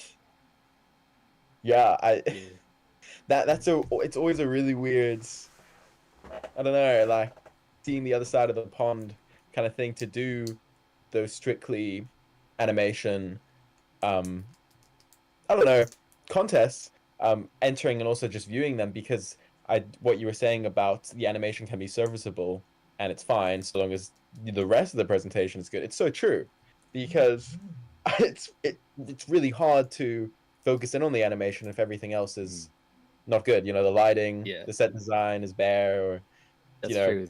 the camera is going. Yeah, in those, the camera is flying all over the place, like camera bumping every frame, and like there's mountains of blue tack holding everything up, but you have to really, really just focus and say the logic of the animation itself is actually really good if you just look through everything. Yeah. Yeah. I It's just so yeah, Hammershon Pictures mentioned Tricker Bricks behind the scenes photos where they used something like that technique that I was talking about, and it may have been, it was either Nathan Wells and Mind Games behind the scenes stuff, or Tricker Bricks. I can't remember Tricker who I Bricks. got it from, but like yeah, Tricker Bricks like behind the scenes is amazing. Like seeing their stuff. both masters of their craft. I mean, well, True, all yeah. three, all four, I guess. You want to count the two brothers and then Nathan and Zach. Um, yeah, for the Yeah, it's kind of funny how like you might think that behind the scenes stuff like that, like only a handful of people are going to see it, but like it is pretty consistent over the years that like the people who are really tuned in to trying to actually improve their craft, like they do keep referencing, oh yeah, videos behind the scenes or Twicker Bricks behind the scenes pictures. Like well, yeah, it's a tight knit community. You that's know, true. Yeah, the people who watch brick films, even though a film will have 200, 300, 400 views. I think the reason why this community retains so many of the same creators for years and years and years is because even though the views are low, the engagement is so high. The people yeah, who watch these films appreciate them, comment, let them let them know, and that's what's so great about it. that's And the way true. in Yeah, which you can see people being influenced by other creators like so immediately, like you immediately. were Yeah, talking about taking stuff from behind the scenes, or like if you want to talk about what I was talking about earlier with Ed Bound's animation style, yeah. that's on a more Or popular level. when But Sanjiro started doing the multiplane brick films, and then suddenly a bunch of other people are doing similar multiplane animation. But yeah, recently I did I always do the wiki pages for the Tack and Brawl winners. So recently I just caught up on that again for the last few years, and yeah, going back to some of those Brawl and Tack winners, it felt like, oh yeah, this was such an event. This was such a big deal brick film. The one Tack, one Brawl, and I remember it. It seems so cool and all that. And some of them don't even have 1,000 views, like Live Rich Die Richer from Brawl last year, which is really good. But we've all seen it, and it was so big to us. That's what I love about like one of the things I really love about this like community and Stack and Brawl is that like you don't even think about the view count. Like sometimes you'll be watching like on the playlist is absolutely insane. Like the amount of times where like we'll be watching something and then one of the videos like out like yesterday randomly has like 30,000 views, and then the one after that has got like 30 views. Like that kind of thing is always crazy to me. But like the impact, like the cultural impact that these brick films have, like it just seems like yeah, you don't even think about that. And like I love how like 400 people could have watched something, and it could actually mean something to those 400 people. Like it's like Yeah, those true. views actually mean something. They're actually really like That's what I like. Is if somebody's still referencing something years later, like even if it only had a couple hundred views, like that feels more impactful to me than if it got thousands of views, but everyone just forgot it next week. So like, that's why I love to see people referencing like Twicker Bricks behind the scenes pictures. Like, it's nice to know that you could release something that's pretty niche, but it impacts people. real. yeah. I do I appreciate. guess that's why we stick around for so long. That's why we keep doing our niche projects. We keep the podcast going, and we keep doing history videos and other niche videos. But like, yeah, You love doing it deep down inside. That's why you Yeah. do it. well, we love doing it, and also, from time to time we do see that it actually makes an impact on a select people, and that feels meaningful. and I And think in some ways, you might prefer that over widespread Yeah, like acclaim or reception, because then you lose all the faces in the crowd in a sense. Sorry, William. oh yeah, I was just gonna say it's kind of weird like how I've really definitely felt like there's a really weird thing with like some of my like videos where like all of the videos I've got that have got like a lot of views. Like there's some that have, I think that I released I took part in this like it was called Toy Story 2 Redialed, and it was like a bit like Shrek Retold, recreating the entirety of Toy Story 2, and I did a Lego, I did a brick film part, and I upload the segment to my YouTube, and I think it's got like nearly 20,000 views at this point, and it just keeps it. Every month it gets like another like 1,000 views. It's kind of insane, and it's like a 17-second clip. But then I don't ever I hardly ever get any comments on that, and Yeah, I yet was like just about to say that. Does that actually translate into subscribers or yeah, comments? and that's like reflective of like all these videos. Like there's a few videos, like I look at my analytics, and there's like my top viewed videos the last month, or like these like old videos that keep getting thousands of views, but I don't get any comments. And then like I'll make something that gets like my bro entry from last year got like, was it like 600 views or something, but I got so many comments on that, and like it's such a big response, and like I feel like it had a much bigger impact than, I don't know, the Lego recreation of you know. Bertel says that I keep cutting out on the stream. I can hear you. Okay. So it must be William's fault. Just Well, kidding. yeah. The thing is, I'm pretty sure everyone on the call here can hear me fine, so that's why everyone's probably responding to me normally. Like they're responding as if I'm not cutting out because they can hear everything. Yeah, it's my, I think it's my signal. It's because basically I'm streaming this from my like, it's the audio from that the computer is like recording, so it's kind of like reliant on the quality of my internet. So yeah, I do apologize to Bertel people also who... says. Bertel says every time someone views one of my videos, I cringe because I know they had to sit through something awful. I've always loved Bertel's Brickfilms. Yeah. Yes, give some Bertel love in the chat. Yeah, spread the love. I especially love like Bertel's use of like filthy Lego and broken Lego. I just think it's so much funnier when the figures have like broken hands and cracked arms and everything. Yeah.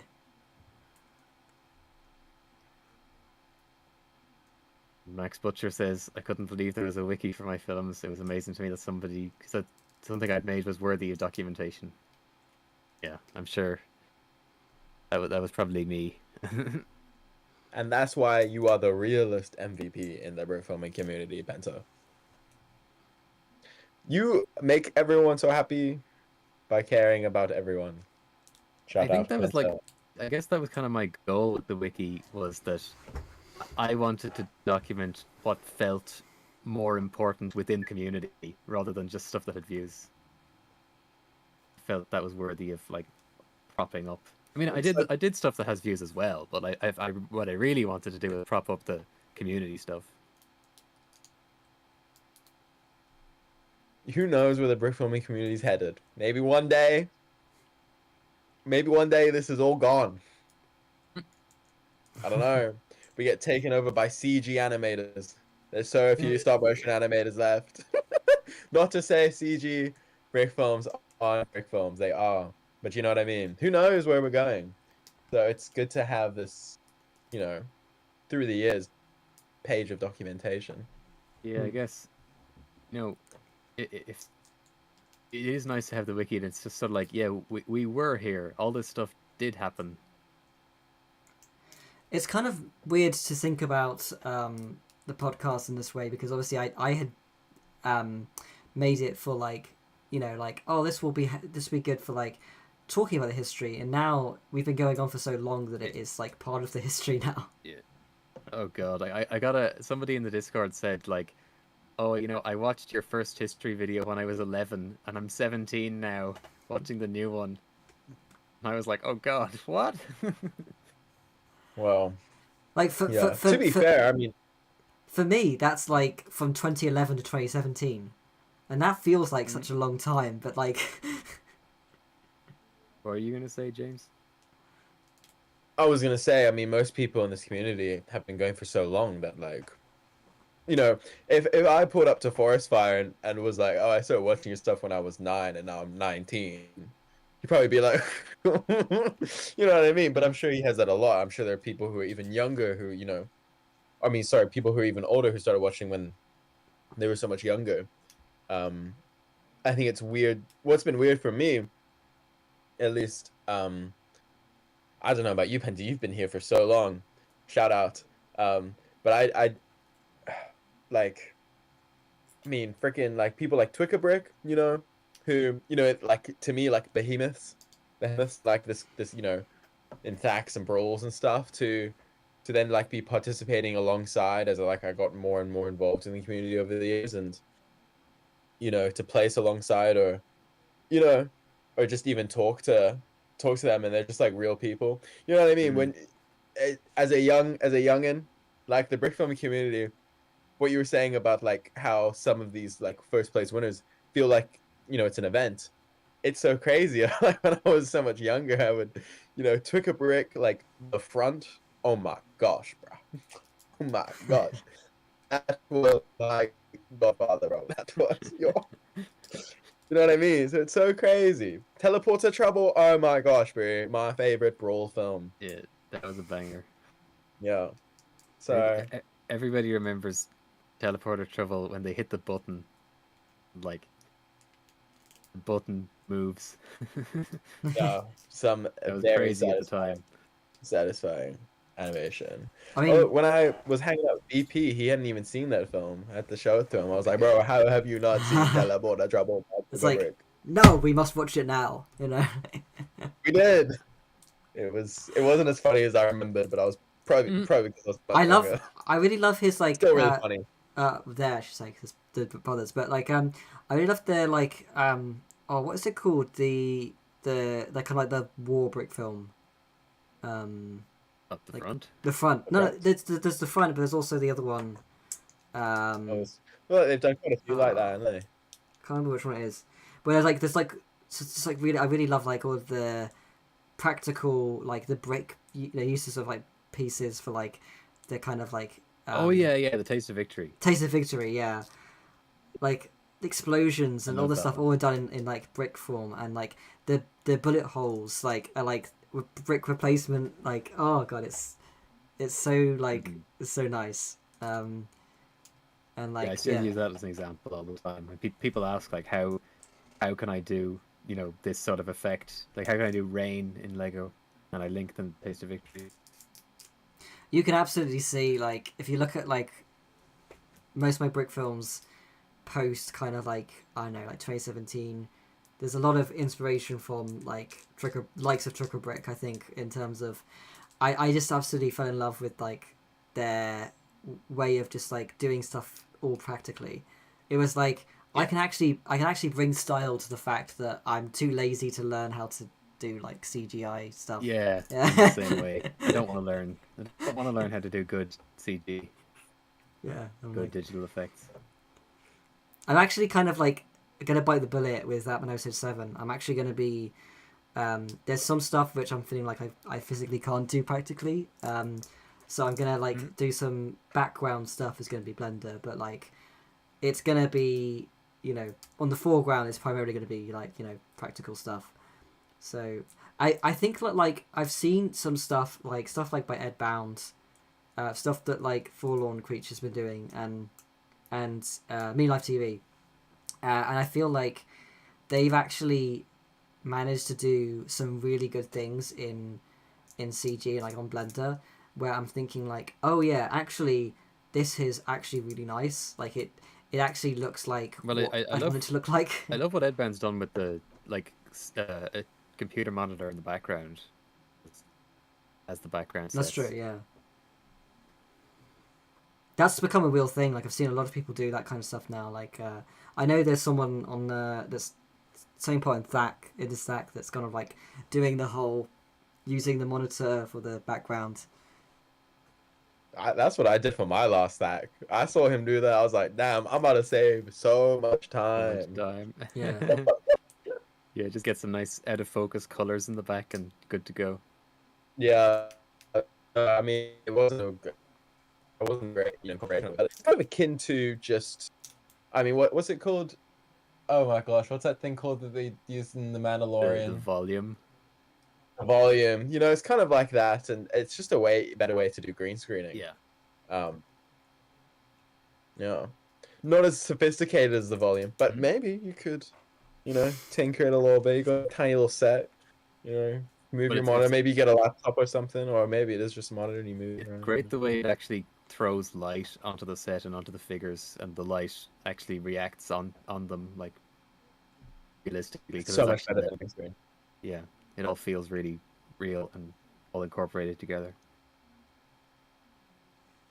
Yeah. I suppose, are you kind of like out of the game unless it's like unless VP was available or something? Like you're probably not going to be doing Thacker Brawl. Well, I'm not living in the UK forever, unfortunately. Oh no, I really want to go back to South Africa at some point. To all my Lego. No, not just for all my Lego, for my dog. So I think I'll always come back for a brawl or a thack. Probably more That's likely a nice to thack. hear. I mean, this last brawl, I only animated on it for like a day, and then I spent like an evening doing music. And yeah, I mean, at this point for me, and to be honest, this is kind of the case with a lot of filmmaking. I'm just so over it, man. I got my regular job. Like I'm just trying to be a normal person. I'm so tired of art and creativity right now. I want to do something meaningless. But I really enjoy Thack and Brawl because of the fact that it's so intensive and it's short and it's not drawn out. Because that stuff can take months, man, and that starts to kill me. Just give it to me. It's I done. do. Beautiful. I hate that feeling of you've been working on something forever and then it's like, why am I putting this much time and attention into this thing? But not even that. It's just like, what am I even saying anymore? Is this even still relevant? At least for me, with more so my Thack films, because I've only ever done it myself. The Brawl films, I think the last few ones we've done, like I've left that for everyone else to conceptualize, and then given notes or whatever. But the Thack films, it's like for me, making them in 24 hours, it's so representative of how I'm feeling in a moment or in my life that like I try to do that with all my films, of course, or anything I make, because otherwise what's the point of making it? But Yeah. with a back entry, like, come on, once a year, 24 hours in your day. I think I said on the Brickfilm Day podcast, I was like, I would love to do a thack every weekend if I could, just get one film out every week for how I'm feeling in my life, get a little therapy through. But I would probably die like 3 weeks in. Like, I don't think.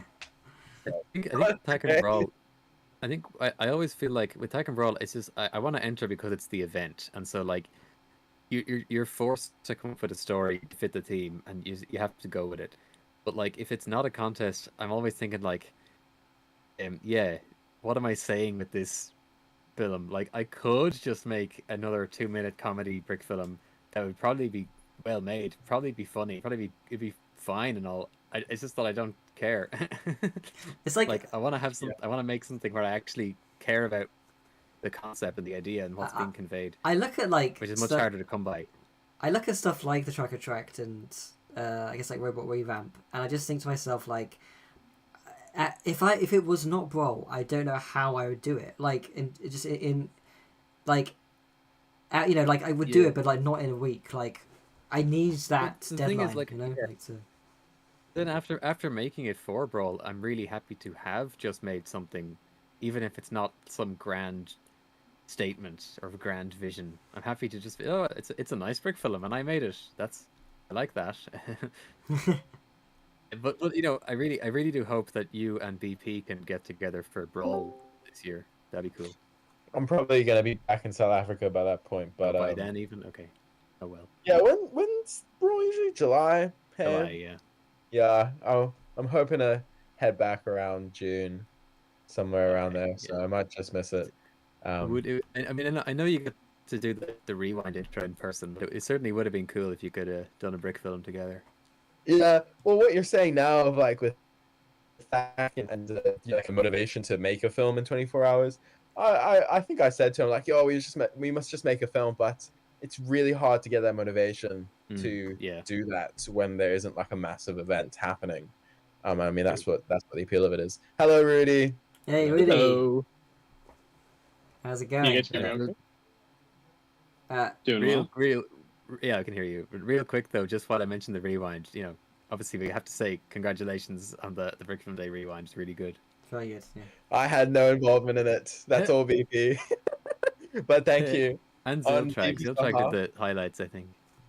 Oh, and Ziltrag, yeah. No, but I- I just mean BP, you know, masterminding it I- and I- everything. I was really impressed with Ziltrag's highlights because it was like 10 minutes long, and you know, when we do the I say to myself like, okay, it can't be long. You know, it's got to be only 3 minutes or so, or else people are gonna get bored. But like watching the Brickfilm Day one that Ziltrag did, like I was amazed that I wasn't getting bored. Yeah, it is. Yeah, no, the Yeah, structure that was really that was a great. quick 10 minutes. That was insane. Yeah. Yeah, and I love when they get emotional. Because I Mhm. watched that for the first time as it came out. Obviously we shot like a lot of variations of that opening sequence. And that was actually, geez, I shot that just before I had to get a train, man. Freaking oh I was off driving. We wanted to shoot at this one bench, and then some guy was sitting at the bench, so we had to go to a different bench. Yeah. Anyway, that's not really relevant, but thank you, Penta. If BP's listening, I'm sure he's heard this. Otherwise, I'll tell him. But I- yeah, no, it was a really great rewind.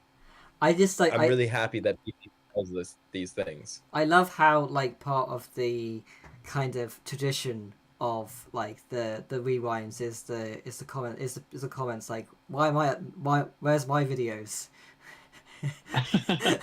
It has to be done.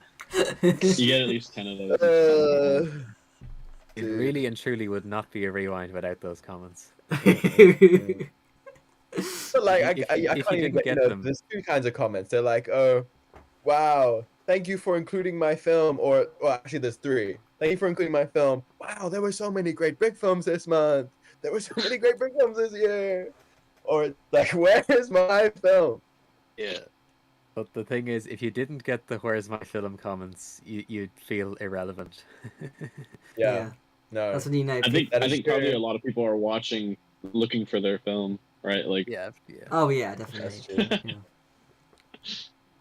Yeah, I've been guilty of that sometimes. Oh yeah, I feel like we all do it. I- Like you know. I'll be honest, I was doing that with the FAQ history video.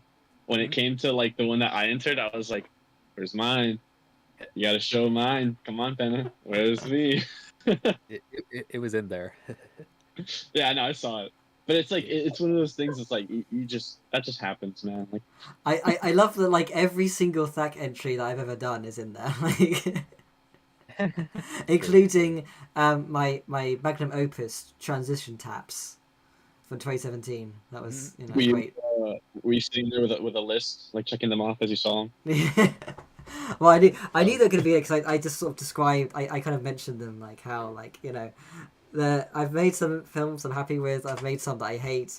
Although actually, I used Herbert's Fantastic Dance Party Spectacular in that point where I say that entries I hate. I actually really like that one. It's one of my best. Yeah, I guess that was kind of just a guess, I suppose. Well, it's always just what works in the edit. But yeah, I did try to use like every single THAC entry made by each host who got interviewed. I actually it's really funny because I was in the middle of with that entry. That was the SAC 2021. I didn't have like any time. I was working that day. I didn't have any time to like actually be serious. I did it in like 45 minutes, and I had a set already for Ant-Man episode 6. There's a big scene like towards the end of episode 6 where like Ant-Man is having a like it's like the big monologue with the villain, and it's kind of a very serious scene. It's Zach Macias like doing the monologue. It's like one of my favorite scenes in the film. It's the same set as Herbert's Fantastic Dance Party Spectacular, because I already had that set there.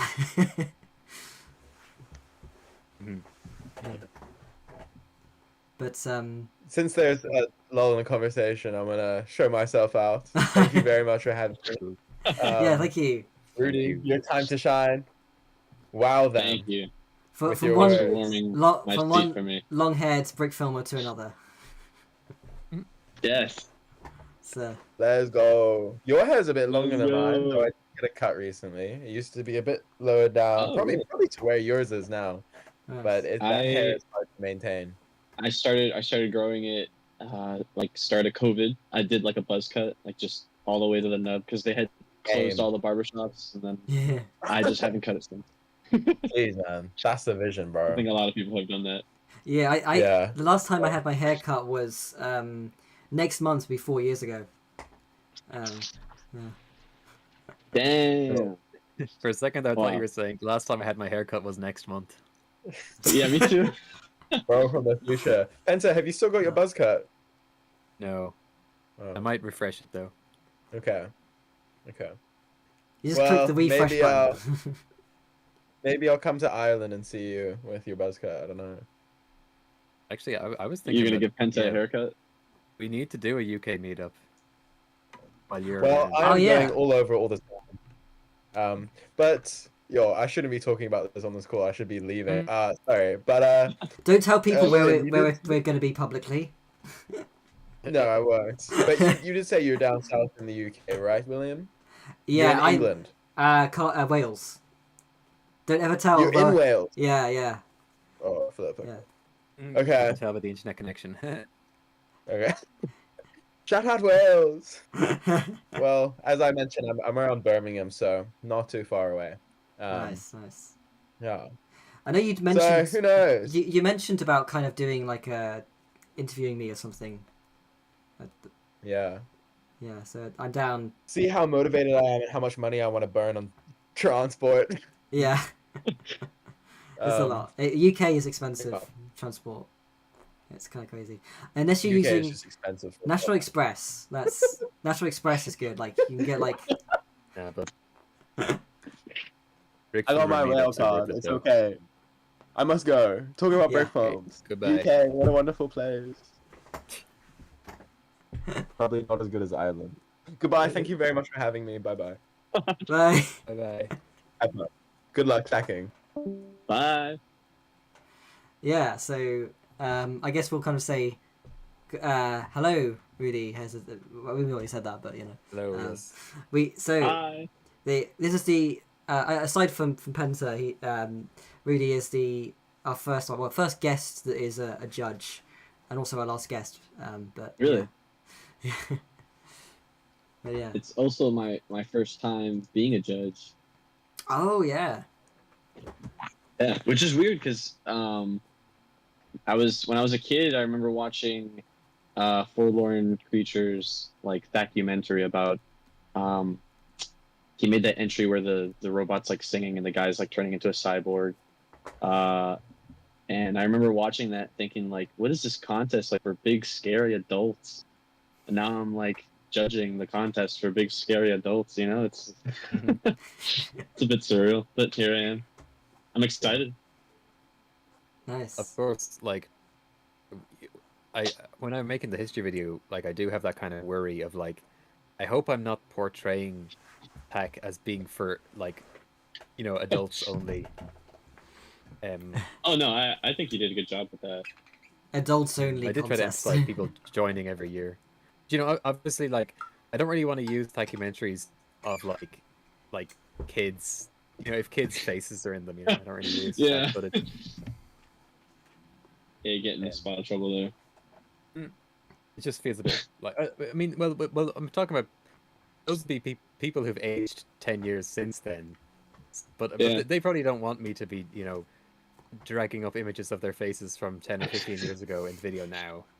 No, it's funny. Like the people who talk about like in the early like 2004, 2005 stuff, they're all like 30 or 40 now. Like I saw a lot of Nate. Like a lot of people who are now they're like, you know, you can subtract the years. They're still going to be adults, you know. Yeah. Just to point out, Yeah, like a lot of Nate isn't actually 40. Just in case people thought that, like, just in case Nate's No, he's watching. not 40. He's what, a healthy 30. I don't know how old he is. He's 25. He's The core 25. No, members- he's No, not. he's not. There's no way. You know, He made the Beast when he core was members 7. then were like they were like late teens at that point. Yeah. But then a bunch of us kids came in, and so you know it gets a bit out of whack. Like And you're an us kid.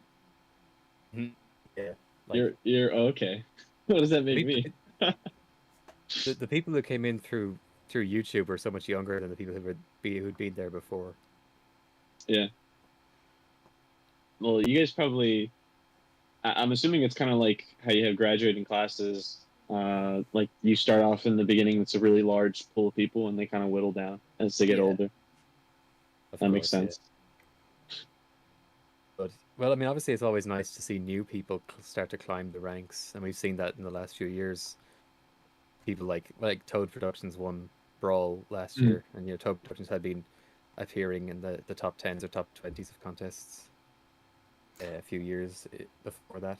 Toad Productions. Yeah, there's been multiple people like that. Toad Productions. Which entry was and that? Corbanzo Films. Yeah, Corbanzo. That was Rich Die Richer from Brawl 2023.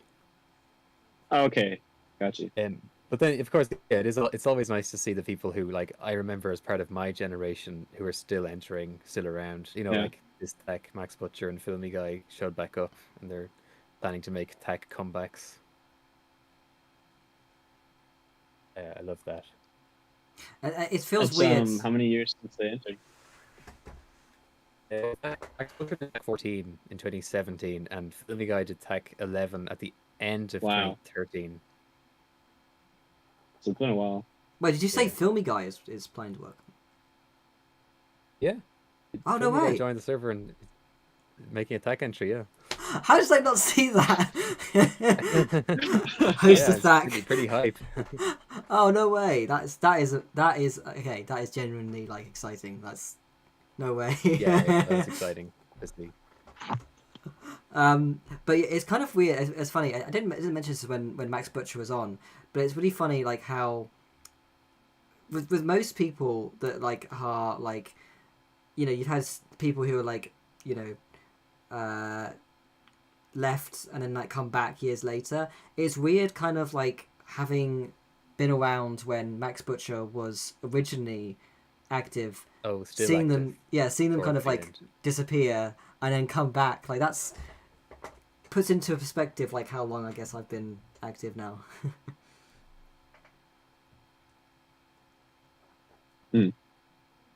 So there's a new generation now that's like they're getting influenced by like I'd say Edbound and Yeah. Storm.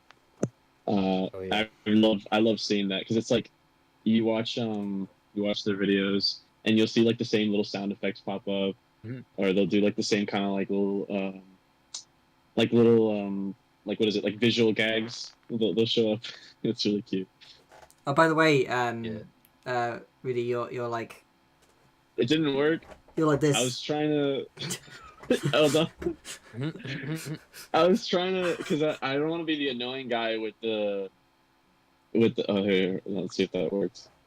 I saw how you had the stream set up and I was like, oh shoot, like I have my thing in portrait and there's like these ugly bars on the side. Let me try and fix it. Is that better? Yeah, you're good now. Okay, perfect. Thank you.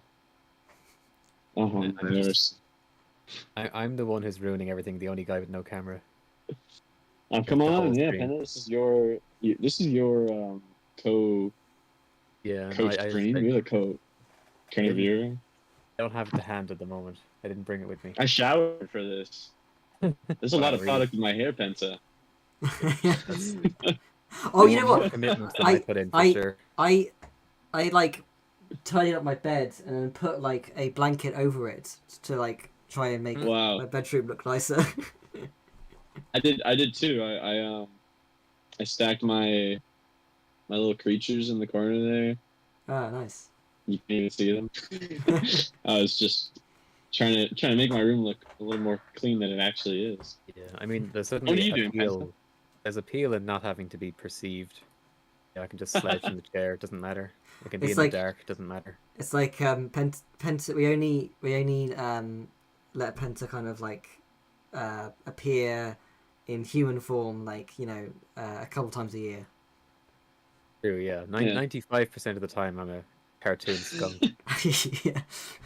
Where's that from? I think I asked you once, but I forgot. Yeah, I'll link you to the original video now. Okay. Is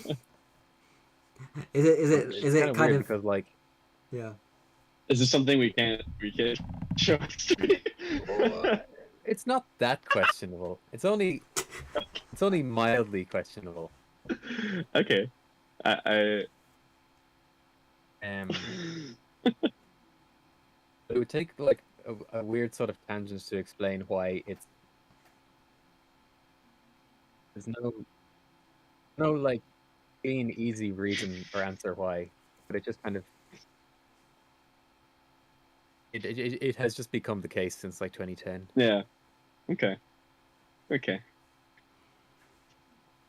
You'll like it, really. All right. I'll watch it later when I'm waiting for entries to come in. But in the case of my avatar, it was just like taken from just random YouTube poop videos I was watching at the time. Not like wasn't actually taken from the original thing. Like I hadn't seen that. I just seen YouTube poops that used it. Okay.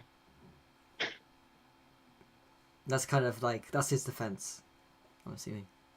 Mm-hmm. No, I mean, I have My story, and I'm I have sticking to Sonic it. and Shadow as my wallpaper on my computer, and it's because my sister changed it when I was in the shower once. This was like maybe 3 years ago. I could have changed it back, but I left it. And it's just there. Let me see. See him? Isn't that nice? It's been that for like for 3 or 4 years, and I was like, you know what? I'm not changing it. Well, if you think that's funny, then I need to show you. I don't know if I've shown this on stream before, but I have a Rise of Skywalker poster right by my bed. And this It's the last thing you see every night. for real, yeah. I see Palpatine's. I look into Palpatine's toy, like eyes. Yeah, totally. I I guess the reason why I have that in the first place is because I was like, this is back in like 2019. I was like still like super hyped about Star Wars, and like I had high hopes. I thought like people were going on about like Palpatine and stuff being. I was like, well, it'll probably turn out good, you know. I'm sure it'll be fine. And then my one of my friends gave me the poster as a Christmas present, and this was before I saw it, and I was like, oh, it's a cool poster. I mean, and I put it up, and then I saw the movie, and I couldn't be bothered to kind of take it down. I've had that hanging around throughout COVID, throughout all that time, and yeah, it's just like it just exists now. It's just part of the wall, you know. If anyone is looking for a gift to give away, I mean, they need a new poster. Yeah, it's true. I do. Yeah. It was really weird. Rise of Skywalker was like just before COVID. It was Yeah, it was it the is now. cause of COVID. That was the Rise of Skywalker. Is that the last one in the trilogy? Yeah. Yeah. I haven't seen it. Oh. I've seen the first two. I saw the one by J.J. Abrams and then the one by the other dude, and then I didn't watch the third one because I was like, I'm gonna play the Lego Star Wars game. I'll just try and figure out like what's going on, like watching the cutscenes and like hearing the little grunts or whatever. Like, but then I just never played the game, so I just haven't seen the movie. That's fair. Well, yeah. So Rise of Skywalker completely subverted my expectations because I thought it was going to be the most divisive and annoying topic of conversation on the internet, you know, with everyone arguing like, "Oh, I loved it. I hated it. It's the worst thing ever. It's the best thing ever." Then, like, unbelievably, everyone was in agreement. It sucked. It was in balance. That's kind of beautiful. It was like In a way, yeah. the balance to the Force was brought back. You got everyone to agree on one thing. It's I think like it was something beautiful about it. Really, one of my friends. Yeah, I almost like that in a way. Like, wow, it actually brought people together for this one brief moment. We could all agree this one movie sucks. Yeah, it's like I have one of my friends from work. Absolutely loves like, as he loves Rise of Skywalker because it's so bad. He's like, I think there is a level of like ironic enjoyment you can have. I think there's just some like lines in it that are just so kind of like funny, like they fly now. They fly now. They fly now. Yeah. And like They somehow fly now. Palpatine returns. I've only seen it That's as part like- of a group watch. But it is good group watch material.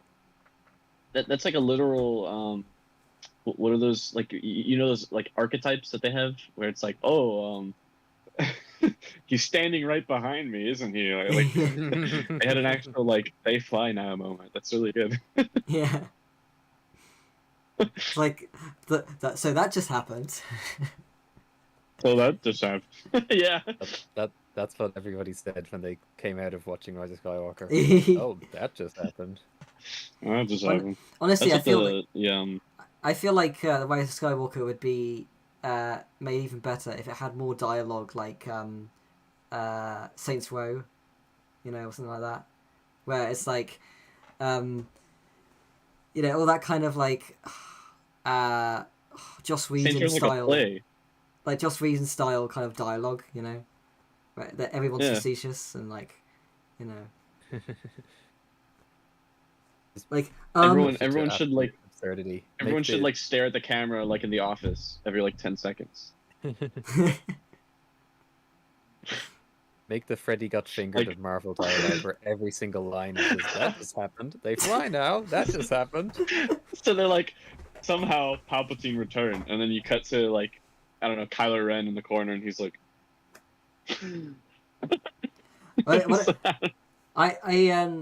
One of the things I really appreciate about Freddy Got Fingered is the scene in the restaurant where he's going absolutely berserk, and like one of the waiters going, "This is a fancy restaurant."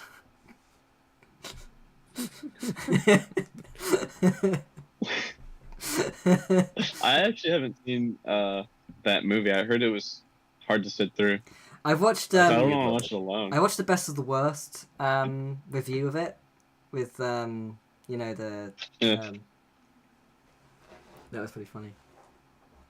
I think you'd like unironically like Freddy Got Fingered, as you should. Yeah. Okay.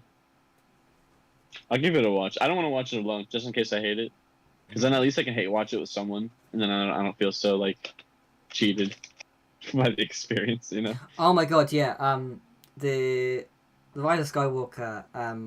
There's something else I really love is that like, the interviews with the actors, where like they're just so kind of like they're just so done with the whole franchise. It's so funny. They knew it was a bad movie. Yeah. Like man. Oscar Isaac. He's just so it's amazing. Like he's just like so tired in the interviews. Like. So let me ask you, when was the last fact that you entered? Says you've been hosting them for quite a bit, not like the past 3 years. Yeah, the last track I did was Herbert's Fantastic Dance Play Spectacular in 2020. That was the last time I entered. I did attempt to enter THAC in 2021. I was being really serious about it. I was like, I'm going to make a documentary, and the documentary is going to be as good as the Brick film. And it was basically, Wow. I had a plan to do, to write a song and record it and then animate the same day. And I'd already, it was because over lockdown I had learned how to play the ukulele. And I thought like, oh yeah, I could write a song. And I actually recorded. There's a documentary worth on there because I wrote the song. And I'm still thinking maybe I'll edit this documentary to the THAC film that never happened. And I spent like 5 hours working on the song. And Jordan John D. Thunder, he actually composed he actually kind of mixed the music, added like all these instrumentals to the song, and I think it was like 5 hours into THAC, and I was starting to try and think. I realized I hadn't thought about the actual film at all, and I started kind of like You just got a song. Yeah, and I was like, I was distracted. I was on like the voice call, and I was just like having a good time, just chatting. And I built like a Yeah. Why set. ruin this good time by actually making a tech film? Yeah, and I was like, that's what I was thinking. And I built a set. I think I animated a total of like 15 seconds. And I need to release it sometime. You know, just like show you I did try and do it. And I got to like It's hard to work on those projects because it's Yeah. like they're tainted by this thing of defeat, man. I was like, I think it was about this time into Thack, you know, like Yeah. 11 and a half hours into it, and I was like, I've done like 15 seconds. This song is like 3 minutes long. I'm just gonna go to bed. Try again next year. Yeah. A bit long for TAC, but yeah, I think Yeah. the last TAC I did was TAC 16 in 2019. Wow. I basically used that TAC to like test out Dragon Frame and DSLR camera, which were both new to me at the time. So Nice. then I guess after that, then I was working on Tiger 222 and history videos for a couple of years, and then just started judging every TAC. 2019. Which, by the way, good job on those. I just finished watching it the other day. Thank you. The 2019 was the last time that I feel like I made a serious attempt and actually managed to finish the entry in time, and actually like I really liked the film. Me and You was the Me and You, yeah, that's a nice one. Oh, thanks. Yeah, I was like, the thing that kind of annoys me about that film is at the end, his torso, he kind of like gets out of bed. He's got like a plain blue torso, and then I forgot to turn the torso around because basically And the arms around. he goes out the window and you see the back of him, and it's like I've moved the torso so like you can't see the print, and then he opens the window and you see the print, and I was like, as I was editing it, I was man. like, I just don't have the time to just shoot it. I was just like, let it go with it. I'm like, oh. Oh, Gotta leave it in, yeah. the print is kind of in shadow. Like I think I never even thought about that watching the film. Yeah. Like it's only because you're mentioning it now that I'm like, oh yeah, I can see it now. I've just brought the film up and I can see it. But like, yeah, I wouldn't have noticed that like the first time around. Yeah. But I mean, I think that like I imagine no one commented on it. I think like because it's like it's not like it's not a close up. It's kind of like far off shot, and it's like other stuff's going on in it. You know, like you're not really paying attention to the torso. But yeah. It's just one of these funny TAC things. Like I know I think it's in my own Benny and Lee made for TAC. Like because I have to take out some of their furniture to bring the webcam into the set for different shots. But like in some of those shots, I forgot to put the furniture back. So like the chair is missing or the table is missing. Or something. But like nobody noticed and nobody cares really. Yeah. I like one of my favorite things that shows up in a lot of TAC entries is like you can tell that they like started a shot and they forgot to put the mod element, so it kind of like scuttles into frame or something. Like, or it'll just like pop into frame. I love that. That is, yeah, that's part of the fun now. One of our newer like TAC recurring trends. Yeah, I think I've only ever successfully submitted once to THAC. And my first time, I really like overestimated how slow my computer was. And I was like, I sat down to edit, and I was like, all right, I got more enough time. And then I'm just like opening up the files, trying to get things in order. And I'm like, I'm not finished. There's no way. Like, it takes me like a solid minute to just open up a file, and I'm like, mm-mm. Yeah. That's Nah. that's like I remember like my Mac ends up being like that in the end. Like I was using it we were doing the stream last year, and I had this like I just ended up with this really bad like issue where like it just decided to freeze and I couldn't like adjust anything, but we were still streaming.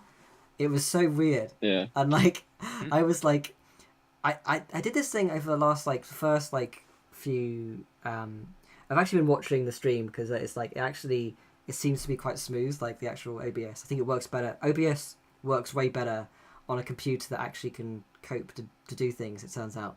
But what I had done in the previous like streams was like I was using like a recording of my from my webcam and putting that like in a small window over the kind of like the call, so that like my video was kind of like at a faster frame rate than it would be just like screen recorded.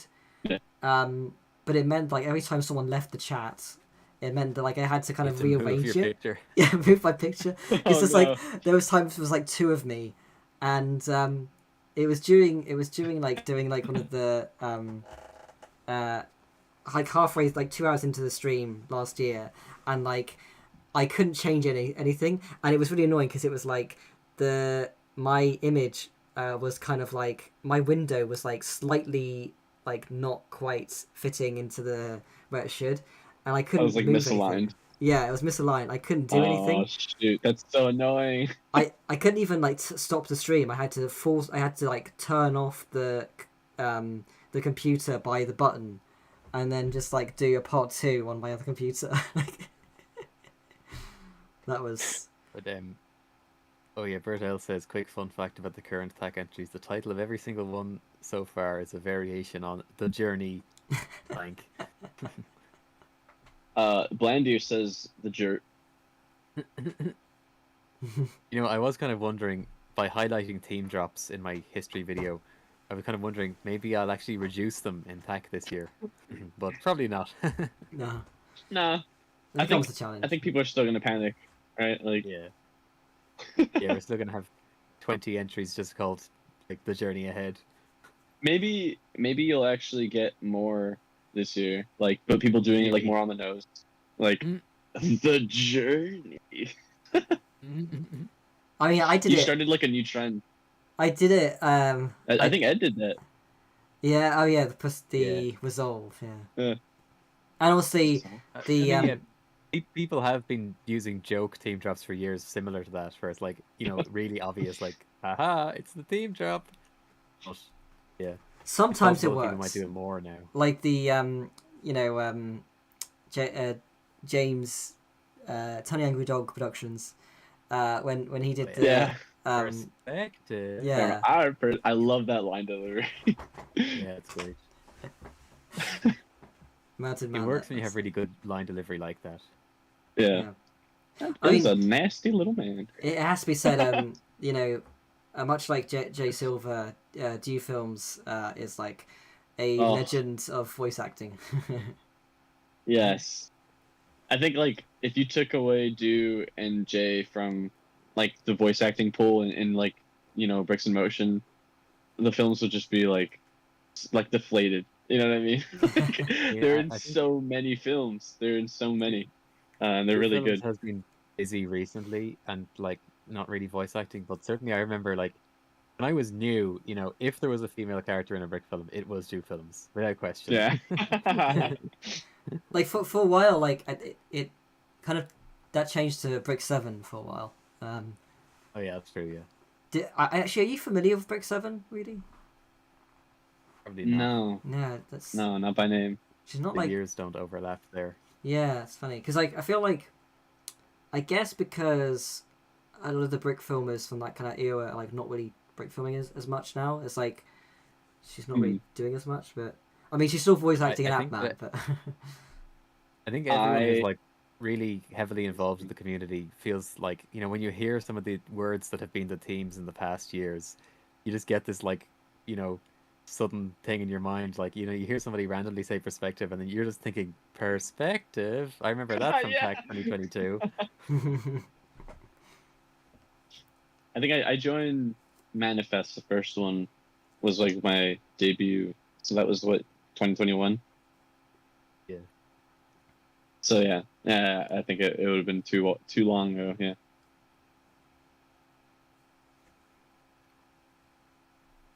I was like, yeah, I think that. Oh yeah, I actually I actually did the name drop thing in my actual announcement video. I was like, I look forward to the journey ahead. I haven't seen the announcement. Journey ahead. I got to wake Good up luck so with late the today. day It was ahead. great. I bet all you people listening now working on your little FAQ entries, you woke up bright and early, did your sunny side up, eggs, breakfast. I don't know. Not me. I gotta same stay up here. late so I can accept the entries. I got the graveyard shift captain. Rudy, what earrings are you wearing? Are those pork chops? Says Blind. No, they're little dinosaurs. See, but they're like those are like the fidget toys that you can pop. Yeah. I got them at my job when I was working at the library. They used to have these little like tables they would set up and give out little things, and they were giving out these. And so I was like, these would make good earrings. Which if you have gauges, you can just put keychains in your ears, and it's just like having earrings. It's just as good. I figured that out like a year ago, and my life has just completely changed. Now I see keychains, and I'm like, you're ear shaped, man. You're hanging from my ear one day. If only you Nice. had the old Bricks in Motion keychain. Oh, Is there? dude. Oh, Yeah. There was in 2014, I think. Thank you. We had the Bricks in Motion keychain with a game documentary Kickstarter reward. Oh, well, if you find two of them kicking around somewhere, send them my way. I'll go. The ADHD dino earrings. Yeah, no, literally. I'll like wear them to the movie theater, and like I'll just sit in there like messing around with them or whatever. It's like I Nice. got them always in reach. I got like one of my Christmas presents this year was one of those pop things that's like a big rainbow. Yeah. That's really fun to play with. It's like I like them. yeah. I need well like I like I have to have like whenever when we do like a stream or anything, I always like I'm holding onto something like usually it's a bit of Lego. I'm just like Me doing right it now. now. But I have these what are these like binder locks? oh yeah. I'm always just grabbing something to hold on to like mess with. Like I got like a And stress ball. I break stuff a lot. Oh yeah. Like if something has like a latch or like a piece of plastic that bends, it's breaking off eventually. Because I'll just sit there and I'll bend it back and forth until it just like snaps off. I do that. Yeah, I do love having just random bits of Lego on the desk, just to mess with. Like I tend to do a thing like I love elastic bands. I like to kind of like like put something in an elastic band, just like swing it, and it just like destroy the elastic band. That's like one of my favorite things. Blandier says that's crazy. You can just hang stuff. What does it say? Hang stuff on Rudy and save it for later. Yeah, actually, the other day, like maybe like a week ago, I was like trying to sleep, and my like family was making a lot of noise. It's like near the holidays, so everyone was like over. And I tried sleeping with earbuds in, like earplugs. I couldn't. Like it was just I don't know. I couldn't do it, and I didn't want to like stick them in my bed, and I don't have like a bedside table. It's just my bed, so I didn't know what to do with them, and I was like, wait, they're kind of shaped, and I stuck them in the like holes, and I just left them there, and they fit perfectly, and I was like, oh my god, this is so convenient. I can just store them in here. I tell you, the best thing I ever did was slowly stretch the hole in my ear over the course of 2.5 years. Amazing use of my time. Nice. I feel like the spokesperson for like body modification. Like, go ahead, go ahead and mar your body however you like, man. That's on you. Actually, I guess getting back into the topic of Brickfilms, Yeah. did want to kind of mention Epos, your FAQ 2023 entry, absolute masterpiece. Yeah. It was like such a like unique. I don't know. Like there was something about it, like just like the vibe of it, just like felt so kind of like. I'm really glad that like other people, the other judges like ranked it as highly as I did. It was. No, I didn't expect anything. I sat down kind of like from the get go when I started making that, I was like, I'm just gonna make this because that's what I want to make. And I had done Brawl earlier, and like I didn't finish on time because I wasn't like happy with what I was making. I was trying to like make something like impressive and that I wasn't really like that into. And I was like, nah, I'm just gonna like, I'm just gonna do this. This is more fun. So yeah, no, Yeah. I'm glad that it went well. People seem to like I think it, and I lost it all for the a while. judges, Too. the judges all thought the same thing. Where it's like, man, wouldn't it be funny if the other judges also ranked this one? Yeah, no. What did it rank? I forgot. Like 15th or something. 15, yeah. Yeah. Let's Yeah. see. Get the wiki. Yeah, no. I was surprised. I was like, 12. shoot, okay. Wow. Oh yeah, yeah. 12. That's fine. I think I just really like doing the like lip syncing. It's like one of my favorite parts of like animating is like sitting down and like figuring out the lip sync. So I think I just wanted to do something with that brick built lip sync, like the Pagano style, like brick mouths. Certainly, it was like super distinctive, and obviously being So distinctive in the playlist of 150 entries is really in your benefit. Yeah, that too. Didn't I feel like- like making a set either. I didn't have Yeah. to. I love that bit where like he walks into the other one and goes, "Ooh, oi, oi." Yeah. Thank you. He was more like epic. Blander says it was more like epic. Birtles, the haters may have doubted you stretching your ears, but who's laughing now? Me, laughing always. Man, I'll fall on my face and I'll laugh. It doesn't matter. Also, the homemaker figures are so funny. And I guess that was also a benefit to Mountain Man, that the homemaker figures are just kind of Yes. inherently funny. Yeah, actually, I remember. That was Mountain Man was James, right? I remember Yeah. James.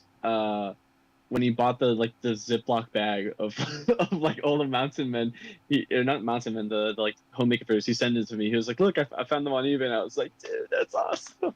So then I saw him like make it for Thak. I saw that entry and I was like, "That's my favorite. That's the one that's winning." Like in my book, if that doesn't win first place, it's a steal, and it did. And I was like, "Yes, I'm so glad." It's I like, love seeing the homemaker figures pop up.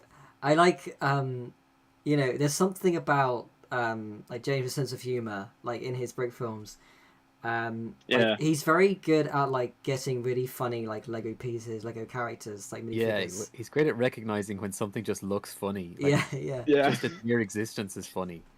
Like like that face. yeah, Lots of You faces. know which one I'm talking about? Well, yeah, I guess there's a lot. The one in the milkman that he's like looking through the window. Yeah, like oh god, yeah, they're like the dead inside kind of like. How did he even find that? Like I genuinely, I'm like, The dead inside face came from some like bootleg fake Lego set. yeah, it's like a pirate thing. Yeah, it's a pirate But set. I'm just yeah. wondering where he found that. Like, how did he know? It's a $40 pirate set.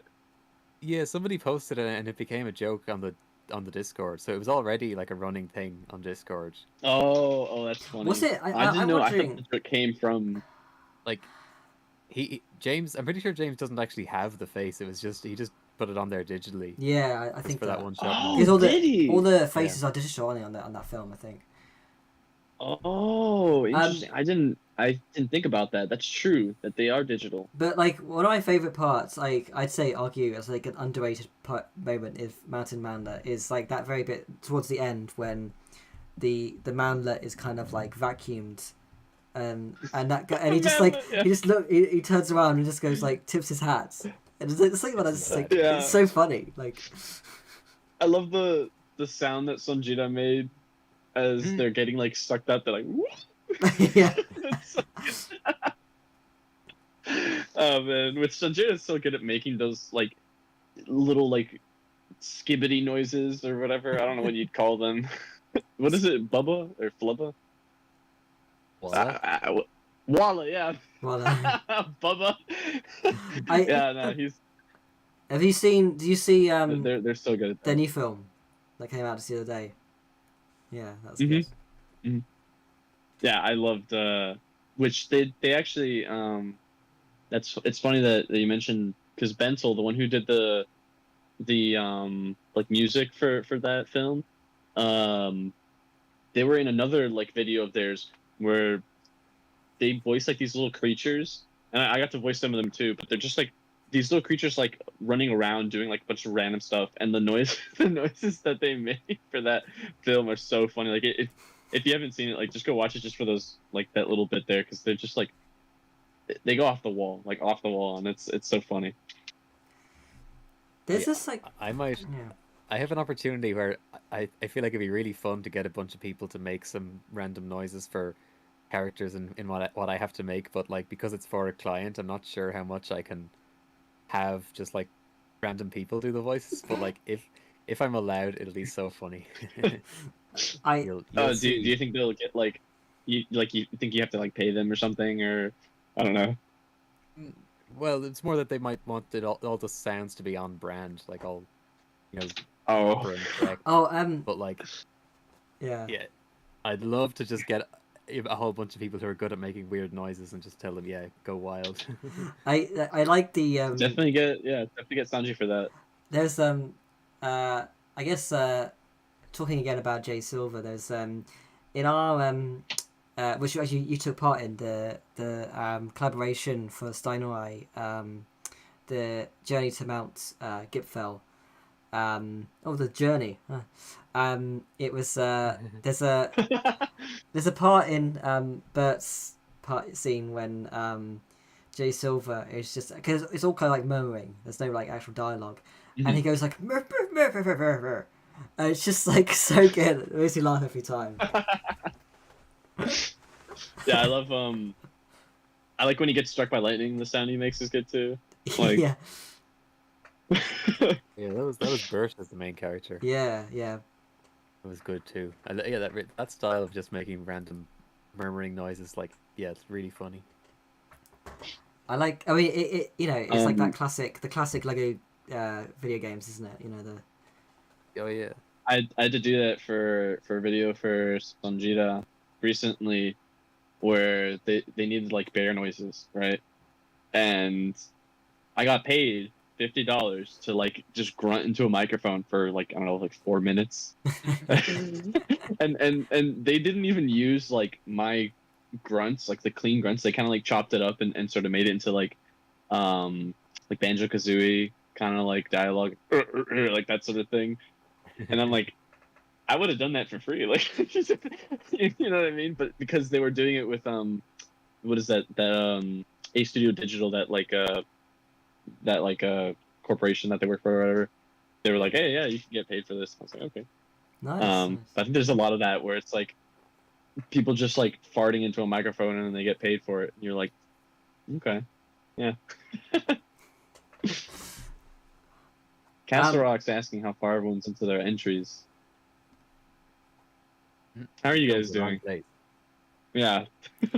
I think if people are watching at this point, they've probably given up, right? Like, or they just have it on in the background. Having it on, just yeah. like We've actually running. had a really consistent like, this has been really nice. Like I feel like we've I'm saying this now because we're kind of I guess we're kind of wrapping up at this point, but like Yeah, it's about time. we've had a really consistent kind of just like what I've been watching the number of people watching, like, and it's been really smooth, really consistent all whole time. It hasn't dwindled down to 2 at the end. I was a bit nervous when I started talking about my wife's global poster, and I thought, like, is this gonna start being down the unsubscribe? You know, my subscription goes down. You know. No, I think you caught a few years with that one. Looks like Blue Brick is still entering the hack. It's nice. But That's good. like I was gonna say, I wanted to kind of wrap up, and I can't remember what I wanted to say. Something about Thack. Oh yeah, I mean, we are very close to like the halfway point of Thack, which is kind of exciting. Yeah, in 7 minutes, 8 minutes, we will be at the halfway point. 12 hours in, so that's kind of, yeah, that's something to think about. But yeah, I know. If I you're was trying to make an writing entry right music- now, Yeah. Yeah, Oh, what was that? get on with it. I was gonna say if you're writing music right now, like get on with it, Oh. man. Like you're not making that 3-minute music video. If Yeah. if you haven't started shooting by now, then you should be worried. I'm very worried about my entry now. I'm like, oh god. Mm-mm. Now I'm gonna get started soon. Yeah. Yeah. Yeah, what was I gonna say? Yeah, this has been really fun. Thank you so much for joining us. Yeah, I'm gonna say we're probably gonna wrap up here. I'm actually big shout out also to Bertal for watching over the entries, like going through accepting. Basically, this year last year we were kind of like sort of testing it out a little bit, but we were like, we need to kind of like have a proper system where we're like taking it in turns to really look at like the entries and get kind of like accepting them as soon as we can, like keeping an eye on them, because obviously people are, when they're submitting their entries, they're, well, as many of you will kind of be, who are listening will probably know, you want to hear our response before you go to bed, so it's all good. And we kind of acknowledged that, and we were like, yeah, we need to kind of keep at it. So, yeah, I say that because, Bernard's doing a really good job, and it's almost past the point where his slot's finished and I'm going to take over. So I need to kind of get on to accepting entries myself, and thank you so much. Rudy, for joining us. Thanks everybody for staying on and listening in, and good luck for the sort of second half of THAC. If you're entering now, like you've got to just keep at it with whatever you're creating, Really can't wait to see all the films. Absolutely. Yes, no, I'm really looking forward to it. Listen, if it's your first time entering, you're listening to this, you're getting ready to buckle down. Good luck, man. I mean, you're in for it, but you're gonna do well. I know you guys can finish.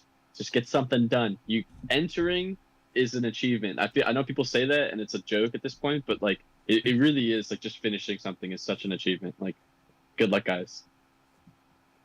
Absolutely. Right. Yeah. Thank you. Gonna keep an eye on and make sure I end the stream. That's how you end it. Yeah. Okay. Yeah. Thank you so much, guys, and yeah, best of luck. Bye. Bye. Bye. And that's.